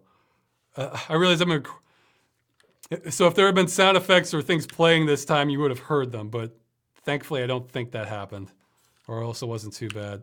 Okay, checking out this link. I have to listen to my own stuff here. No, I made that up. That's the Wizard of Oz. It's followed the Yellow Brick Road, so I'm just saying follow the Dead Body Road. So, yeah, I made that one up based off of Wizard of Oz. Okay.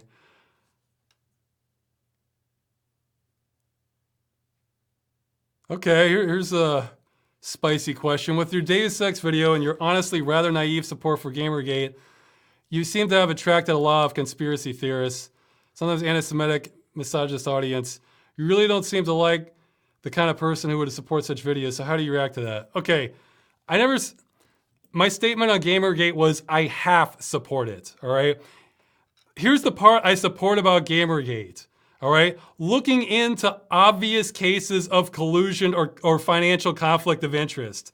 So there was like the Game Journal pros list, or I think I saw an article where they were talking about like the IGF, the Independent Game Festival, where they showed that the person on the judging panel also had a financial stake in the game that they voted for. So yeah, look, it's real easy. Vote for the anti-corruption angle. So whether that's Gamergate or something else. Now, of course, there is just, and see, what I saw from the Gamergate thing was, again, I came into it not knowing anything about it. Just that people were really kind of fired up about it on both sides. And what I saw on the pro Gamergate side was that some people were giving like these logical, kind of rational explanations for what was happening, what they were looking at. And there was also just kind of your sort of troll, kind of obsessed with social issues, also the hateful types, and they're mixed in also. So it's kind of a mix of everything.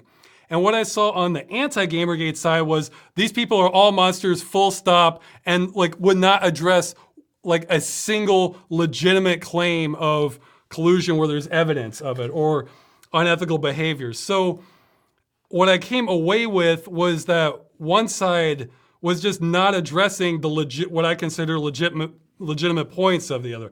If they had come out and said, no, this is not true because X, Y, and Z, and just give a full detailed explanation and willing to have a rational conversation, then sure. Now, of course, Gamergate ended up attracting a lot of the types you don't want to really be associated with or, probably have much in the way of discussions, but I don't think it's that simple. I think this is a real kind of gray area of things. So that's the part I support. The part I don't support and I just don't really have a stance on or anything related to like the social issues like, oh, there's not enough games of women or they're represented poorly or this person is of this sexual orientation and look, whatever. Like, I'm just looking at the games, man. And even games I don't care for. I can recognize that, hey, other people may like this stuff. Fine. So, what? This is an example of what I would call a nuanced issue where it depends on what specifically you're looking at. And the internet is not good with nuance. I think somebody mentioned that in one of the comments in the video. It's like, no, you're in this camp or the other. So yes, put me in the anti-corruption camp. Okay, what camp is that? I don't think that even is. See, some people, I think people would even argue about that question. So yes, it's fair to put me in the anti-corruption camp. Even if they're a little overzealous and get some things wrong, can back off, I'm fine with that. This other stuff, it's like, it's like the Deus Ex video said. I think one point that maybe I didn't drive it home hard enough, but I agree with it 100%. So many issues in the news or what's popular or, what's getting all this traction and attention I almost see as like diversion issues. So it's on some topics, I almost feel like anything that's said on that is not that important, and it's kind of stealing eyes away from topics that are. But if they get people fired up and prevent like bigger problems, then mission accomplished for people who kind of sort of bad faith actors who kind of want to operate in that space and have a good sort of go-to thing. So look, as far as like who watches my videos, I'm not. Watch them if you enjoy them. I mean, whether you're a good person or an axe murderer. I mean, I'm making entertainment, It's not, I don't really think of it out, I don't really think of like, no, I only want this type of person watching my video or something. It's just not something that really enters in my thought process for this stuff. So yeah, I'm for, like, even on political stuff, I think I mentioned in the demonetization video I did, hey, you know what the number one issue for me is? Like just on a national level for USA? Lead in the water. Man, let's just, that's a severely underreported issue. And it's like, so that's the kind of stuff I focus on. Like, how close are we to Maslow's hierarchy of needs? Food, shelter, water, and then like above that, just basic kind of security levels or sustainability. So it's, in some of these cases, we're talking different languages here. So yeah, you can say my view's naive on it, but at the same time, what's the anti-Gamergate addressment of, like, let's say the IGF conflict of interest? Show me that to show me that like both sides aren't kind of have their own problems. You know what I mean? So, I mean, I wouldn't call myself a centrist. It's just I have my own values, and then something like Gamergate develops its own values, and sometimes there's overlap, sometimes there's none at all. So it's with me. So it's like that. Okay, so next question, and maybe there'll be follow up to that one. Let's see. You said you were leaning towards, oh yeah, the Unreal Engine. Oh, after the comments of exclusivity, does that affect my decision at all? No, not really. What would impact my decision for using Unreal is if they pulled out the option to just, okay, we're going to download this version. Here is access to this version of the engine. You are free to back that up, use it however you want. Well, I mean, within their licensing and everything. So if Unreal moved to where online only is literally the only option, yeah, that might give me to reconsider. But it's, I mean, the main real alternative for what I'm doing, I think, would be Unity. And it's, I don't know, it's kind of the same thing. There is, I understand people not liking Epic's decisions. I might be a little more kind of outdated in my thinking where, man, if you just look at what the Unreal Engine itself has done for gaming, it is massive, okay? And this is kind of a battle-tested engine. Now, Unity is also more recently, but what, I guess if I couldn't use Unreal again and I had to use Unity, I think I could adapt all right. The impression I was getting is that they both had a lot of similar strengths, but Unreal had the edge for animation. And for me, that's ultimately the most important aspect of the production. Like, I need as many options as I can get with animation, ways to take shortcuts, just the rest of it, I think both engines look great. You know, I think mapping is going to be completely feasible on both of them. But man, and cinema controls, I don't think that's going to be an issue either. But man, animation, whatever has the edge, that's what I want. And I may have someone who can help with the bugs on Unreal. So that's what kind of pushed me towards it. So, okay, let's see. Another point about the Deus Ex video.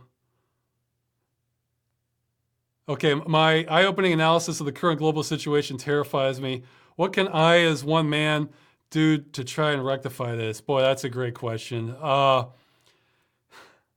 My general attitude is, unless you're really connected and this is your whole thing. Like, see, I'm honestly a bad choice for the games as a service kind of advocate, you know, against combatant against it as a figurehead, because I have other things I'd rather be doing. I'd rather be making these kind of creative videos like Civil Protection or the movie or you know, Game Dungeon, things like that. Whereas I'm having to take time out of that to do the thing. A better person would be somebody who's, no, they didn't have anything they were particularly doing, but yeah, they are 100% behind this cause. They're gonna lead the charge on it. That would be better. But somebody can devote the time to it. So I'm assuming you're not a person like that, because if you're like that, maybe you can tackle what I would call macro level issues, ones that affect millions of people. For the smaller scale, I'd say it really depends a lot on your situation. I'd say one, you won't go wrong with this advice. Try to find other groups of people who are also concerned about the same issues and talk to them. Like, look, I want to underestimate the power of community, because even if you can't change the world, you have a lot more control over your immediate surroundings and your own future. So like and see, they might be able to give better advice as to like, well, what's good preparation. See, you're gonna get some people who are gonna be maybe a little kooky on that too. But you try to use your judgment. You know, well, do these sound like rational people, or does this sound like good advice? Like, is this the scenario I'm kind of worried about? That sort of thing. So I'd say, yeah, try to look online on forums that, you know, well, again, a big thing in my outlook is sustainability. So try to find stuff like that. Or if you know what, you don't even want to try for the macro level. I mentioned half joking in the cult tech. Yeah, it was a half joke. It was a half joke. Like, I kind of meant it, I kind of didn't, for laughs, you know. The Fellowship for Intentional Communities, you might be able to meet other people like that. Or just pick issues that you think are the most concerned with. Try and find forums that talk about that and just express your concerns, you know. And hey, you might be able to find people who are more knowledgeable on the topic that can give you good advice. Or at least, if they give you bad advice, you know, you can think, well, wait a minute, maybe these people don't know what they're talking about, and kind of look deeper into the issues. So, yeah, that's sort of a vague answer, but hey, man, deferring to people who know what they're talking about, never a bad move, as long as they actually do know what they're talking about. So, okay. Is Team Fortress 2 a fraud? It has dedicated servers, but there are Valve-owned item servers that host servers for items that have its own economy that holds thousands of dollars. Okay, so if we're looking at so let's assume, yeah, for sake of argument, let's assume like the fraud argument against the government, not again, I don't think it works against the consumer, holds up in some jurisdiction or some government or country. So if that does hold up, maybe. See, again, my focus really is on what's practical, you know, because on the real life. And Valve and Team Fortress 2, no, it's not a problem. There are emulators, there are ways to get to those items if you wanted to just run around with it in a private server, I think. So they're not really the problem. Now, from a strictly legal standpoint, if those laws did hold up, maybe Valve would have to provide more provisions. But even then, I'd say, I tried to communicate this in the video, but maybe I didn't give it enough emphasis. No, look, it's not fraud until they shut it down and they've removed what you had. So if they're hosting that server and you can access it, but that's the only way to do it, well, it's not fraud yet. You can still access it. If they sold it to you as a good or a perpetual software license, you still have access to it. So I'm not literally against games as a service. I'm against games as a service with zero end of life plan. So that's what it comes down to. So Valve's still running Team Fortress 2, so no. Now, if they shut it down, then maybe literally, but even then, it's like the history of abandonware. You know, whole lot of abandonware, if it were to be examined legally, yeah, it doesn't have a leg to stand on. But you know what? Nobody cares generally on both sides. Like the rights holders, the people prosecuting, it's only once it gets to, again, like Mario ROM sites. Yeah, Nintendo sure cares. So they're gonna shut that down. But for, you know, some other stuff where the company doesn't even exist anymore, you know, it's like, yes, it's still a problem in legal theory, but not in real world practice. And I'm 100% focused on real world practice. So the law, for people who think I'm just this law maniac, I'm only trying to seek the law because the problem is getting so bad, the real world practice isn't working anymore. You know, I'm fine with keeping the law out of it or just not even worrying about it if there's no problem, you know? That's the reason the laws usually get created. They don't start off with all these laws. It's because at some point somebody did something that was so bad we needed to make a law for it usually. So, okay, for basic laws, you can get all sorts of specifications that just get down to sort of regulatory capture, but in the very beginning, when you first went into YouTube, how many people did you hope to entertain? Oh man, look, I was making the video before I put it on YouTube, I think, really. Or YouTube was just this side thing because that's not where the views were, 2006. So I think the first, well, there were levels of it. I mean, I got several views for, my first sort of like wow moment was when the Civil Protection Friday won a machinima contest. It was like the best in show, and then I won a prize from that. I was like, wow, maybe there is something to this. And that's actually what delayed some of my career plans a bit. Not much.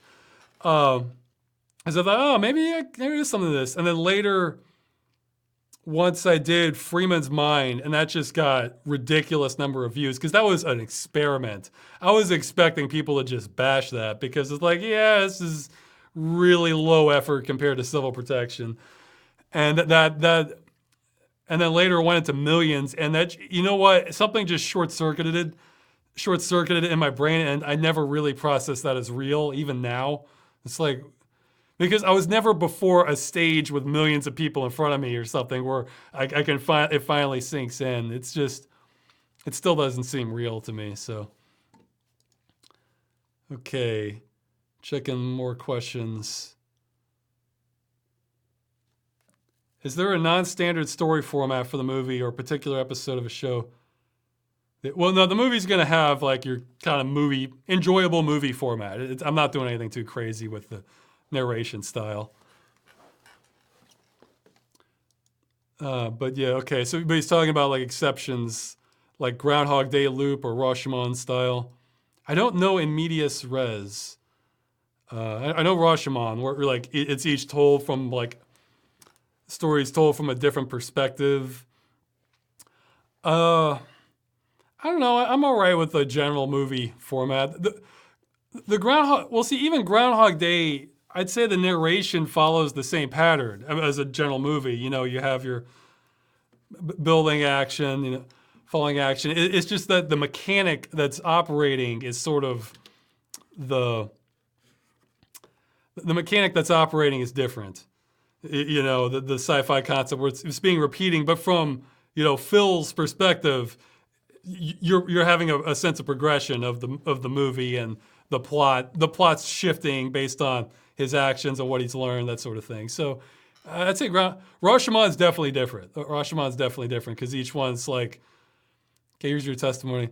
I don't know. I can't think of any that I really like, but I guess one thing I like, I can't even think of an example of this now, but it probably exists. Oh yeah, if you want to, what was the name of that movie? It was some sort of number. I think Patrick Swayze was in it, where it's I think it's something like 1114 or something was the name of it, where you're seeing this time block, and each one it's the same time block each time, but you're seeing that. I'm sure it's not the first movie to do it. Yeah, 1114. Wow, I remember the right name. Okay, that's the name of 1114, like the time. And you're seeing what's happening from different characters' perspectives, and then it all kind of connects together. Yeah, that stuff can be clever, but I do enjoy that when you have like a few different views, and then you get a review of just some maniac. What were they doing during this time? And like, I enjoy that. Like, if it's like you kind of get like, oh, this is interesting. Like, okay, now let's get to the guy who's just nuts. Like he's the guy causing all the problems here, or half of them. I can enjoy that. I guess Reservoir Dogs sort of bounced around a little bit like that, but I still kind of prefer the normal movie format. You know, you have your exposition, then your building action, your climax, and falling action conclusion. I don't know. I don't like it too predictable. Like I like to not know how they're going to get out of this situation. I enjoy that, but for the format, I generally enjoy the standard more, I guess. So. What do you think about indie games and developers in general? Best of times, worst of times. I mean, it's never been easier to make a game than it is now, and it's incredibly competitive. So, yeah, that's pretty much the short, long version. I think I skipped one. Do you have anything special planned for 250,000 subscribers, Mark? No, I'm sorry. That's not really why I make YouTube videos. But, I mean, if I had something really cool I could think of, I would do it. But I have other ideas for just regular videos that I think would be more fun. So I'm not quite a normal YouTuber. I mean, I guess maybe in some ways I am, some ways I'm not. So.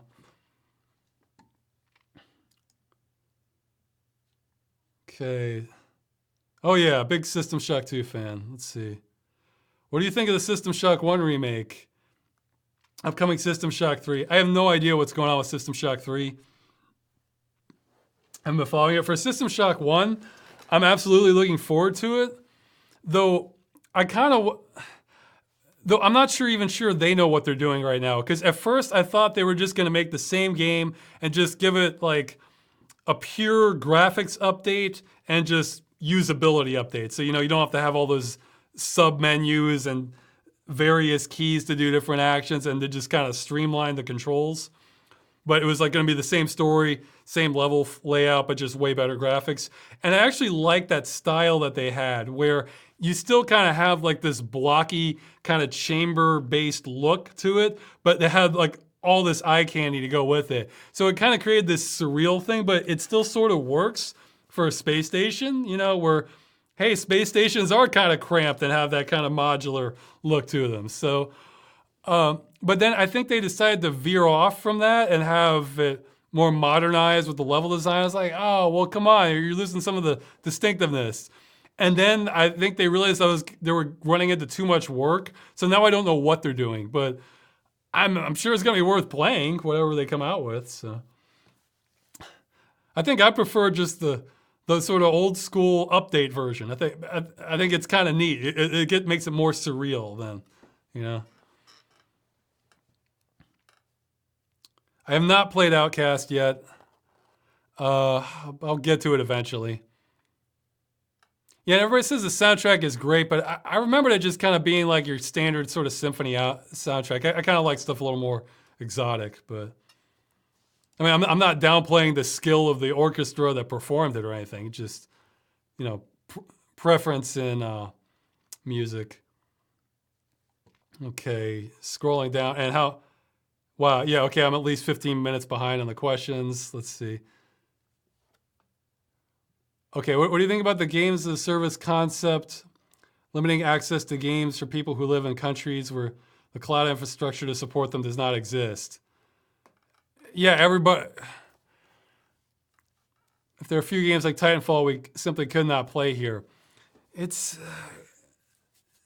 the sort of, it's kind of a mess. That part's rougher to answer. I'd say, I mean,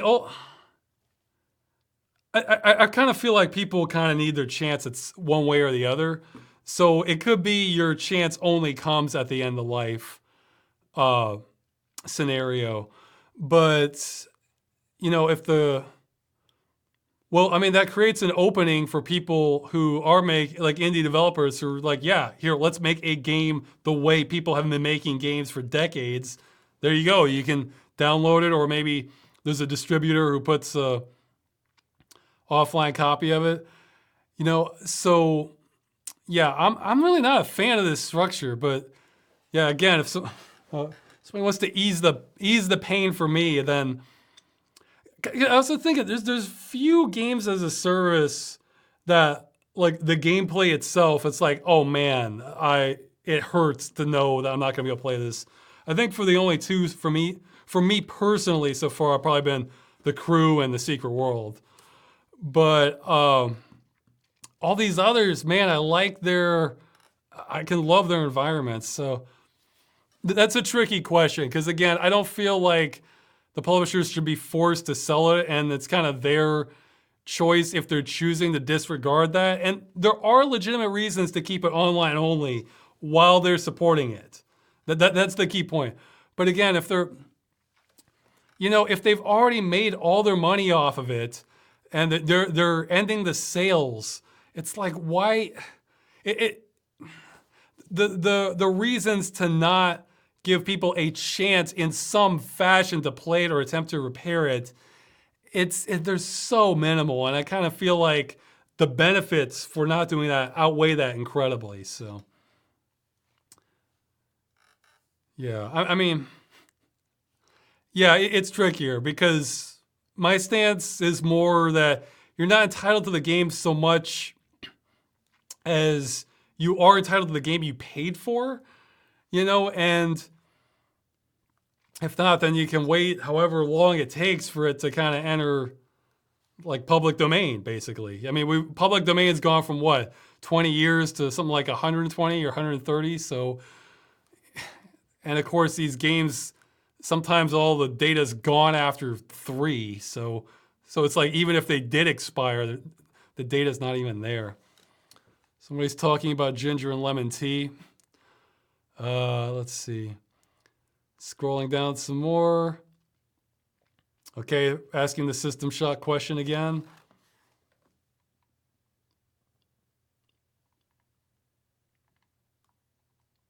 Mostly discussion. Asking the 250,000 question again.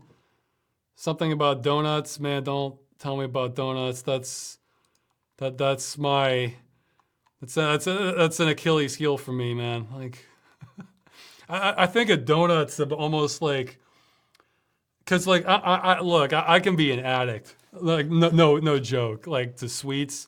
I've been off for about a month now, a little over a month, and man, I might make a video on this.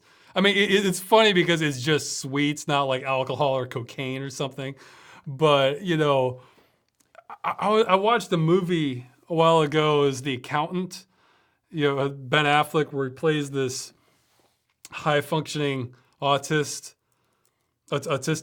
guy who's like, it's also kind of an action movie. And there's one scene where they're kind of focusing on the accounting and his, you know, superhuman-like ability. And in that scene, there's this bowl of chocolate glazed donuts, and I'm looking at them, and I can tell these are the higher quality chocolate donuts. Like the donuts themselves were chocolate, but they're glazed, so the glaze wasn't chocolate. And it was like, I almost couldn't even pay attention to the scene, because like it was. So it's, man, it's a. I think it's fair to classify sugar as a drug. I mean, I yeah, but even when I'm on sugar, donuts can sort of feel like the infinity food because some cakes you have like even when I'm on sugar, like frosting, especially in America, it's like always too sweet for me almost. But I mean, not the cake itself, but like the frosting on top. It's just like, man, I can't handle that much. But like donuts, I feel like they're almost specially engineered so that I feel like I could eat these forever. Like they feel like the infinity food. It's like, oh, I had 3, yeah, I could have some more. Like I had 5, yeah, I ate another one. You know, it's crazy with me, man. So yeah, you guys got to hear a little bit of that in the Christmas episode. Was not exaggerating at all about the cookie discussion there. No exaggeration.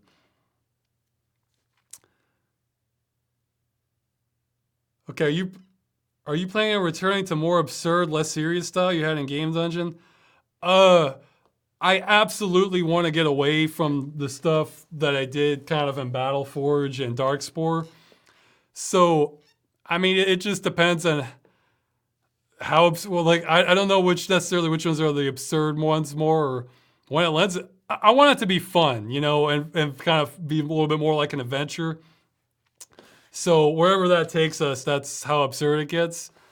Uh, yeah. So that's my goal with it. I want this to be sort of like a fun safari, you know, for looking at this game. Like, oh, what do we have here, you know? So that kind of thing. So that it varies how successful I am with that, but yeah, I want to keep it fun. So I have not heard of Bad Toys 3D, and I'm catching up some on the questions.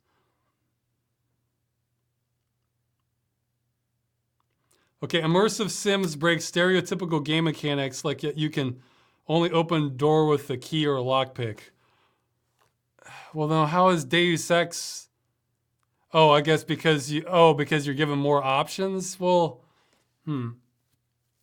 I don't know.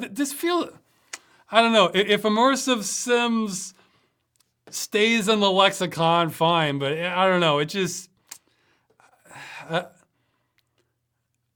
don't know. It feels like almost kind of like hipsterish or snobbish to me. I don't know why. I just get that feeling from that term and how people define it, and I don't know. But I will totally accept the claim that I'm just not highbrow enough to appreciate the distinctions. You know, for me, games are escapism.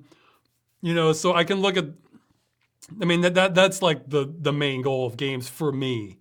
So, whereas other people, I feel like can kind of get bogged down in like the mechanics, and that's what excites them, or something. Whereas I only care about the mechanics if that creates like an interesting situation where it's like, oh, this is so cool or so much fun that I want to dive into this world. Yeah, yeah. I mean, those are my favorite games. The ones that make me want to dive into their world, and that's. Oh yeah, the VR stuff. I guess I should talk about that quick. Okay, for VR, just quick update. Valve Index was announced and they got sold out. It's like a 4-way tie for me. I don't know which one for the higher end stuff. If you're interested in cheap VR, probably your best bet is the first generation Windows mixed reality devices.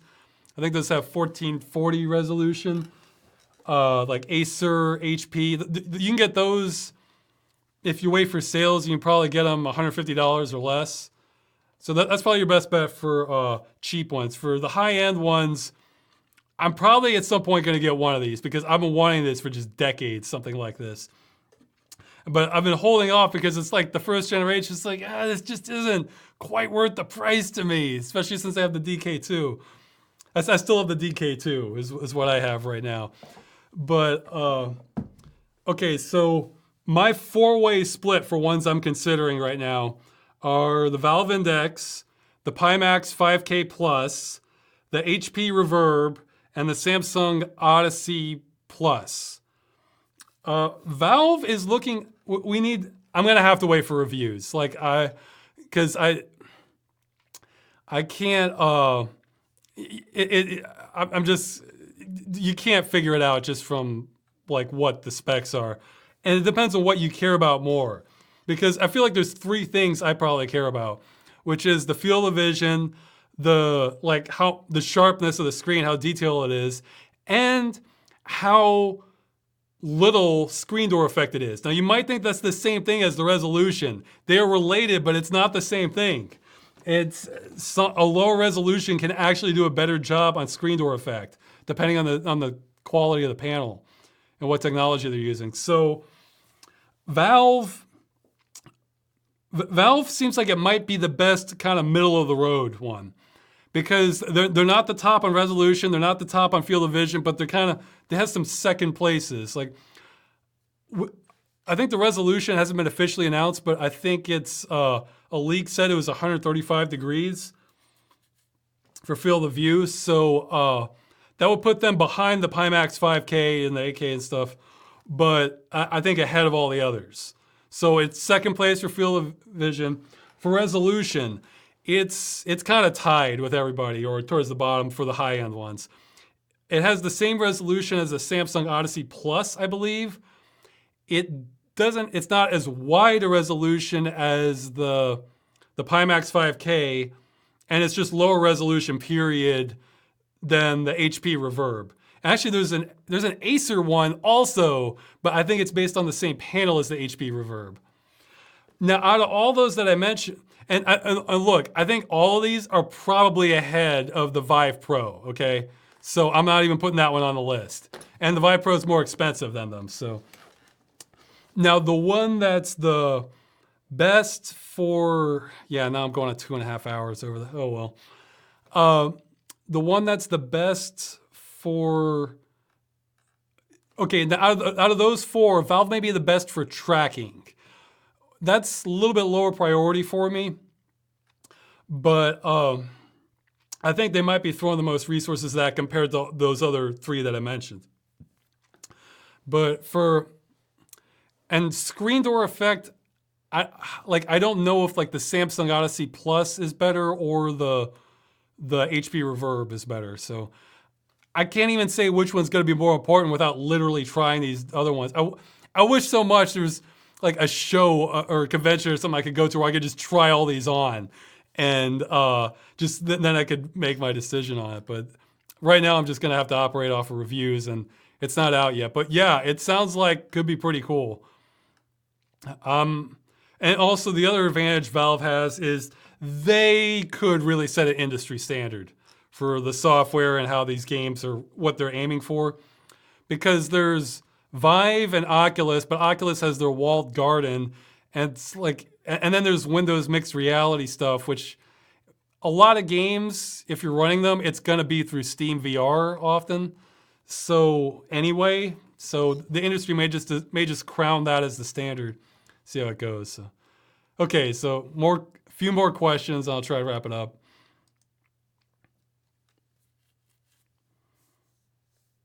Are you gonna make a few extra episodes where Freeman got into a serious situation, like the barnacle in the sewers, and Freeman got choked and he vomited after he killed it? I don't know what I'm gonna do half the time, guys. So we'll have to see how it goes with Freeman's mind. That's probably gonna be the next video though. That's coming out. I just didn't have time for an April Fool's video this year. Also, I sort of had an idea, but it wasn't like a great idea. So I thought, do I want to put this, or do I just want to spend time making something better? You know what? I kept up April Fool's Day for like 10 years straight. And after that, I'm sort of, if I have a great idea, I'll do it. But now I'm kind of shying away from it just because, look, you can see how far behind I am on the videos as it is. It's like it all adds up, so. Okay, more questions. I have heard of the Dark Sea games. I still haven't played them. I know they are, HR Giger did some of the work for them. Did the art for them. Ross, what do you think of text adventures? I've never been into them.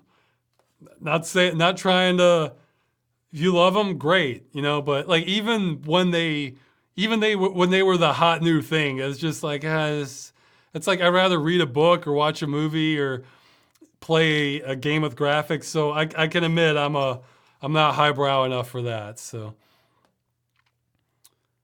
yeah, it's talking about like, Zork and actually Hitchhiker's Guide to the Galaxy had one like that. So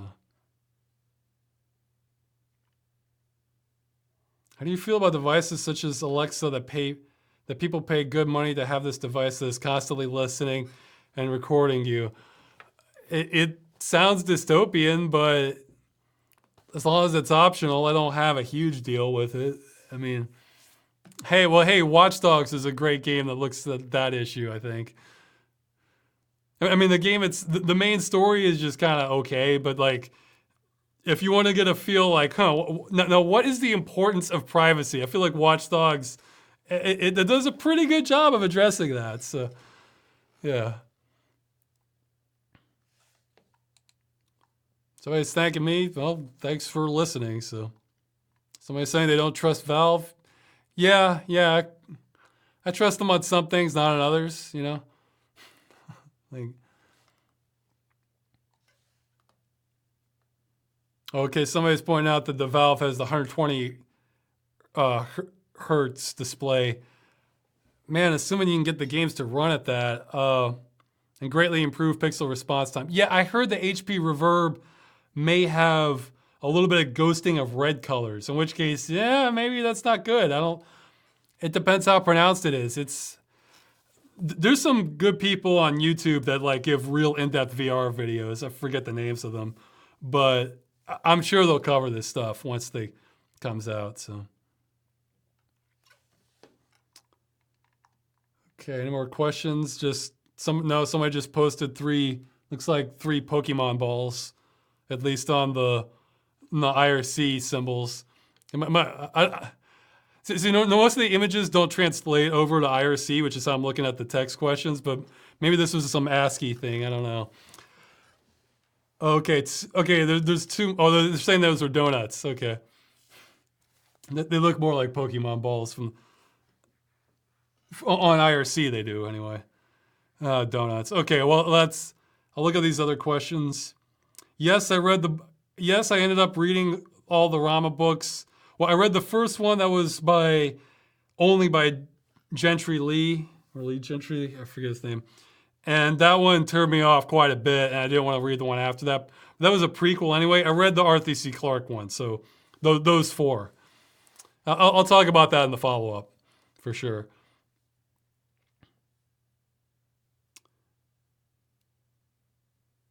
Yeah, okay, well, hey, somebody's talking about like how Alexa could move to become not optional.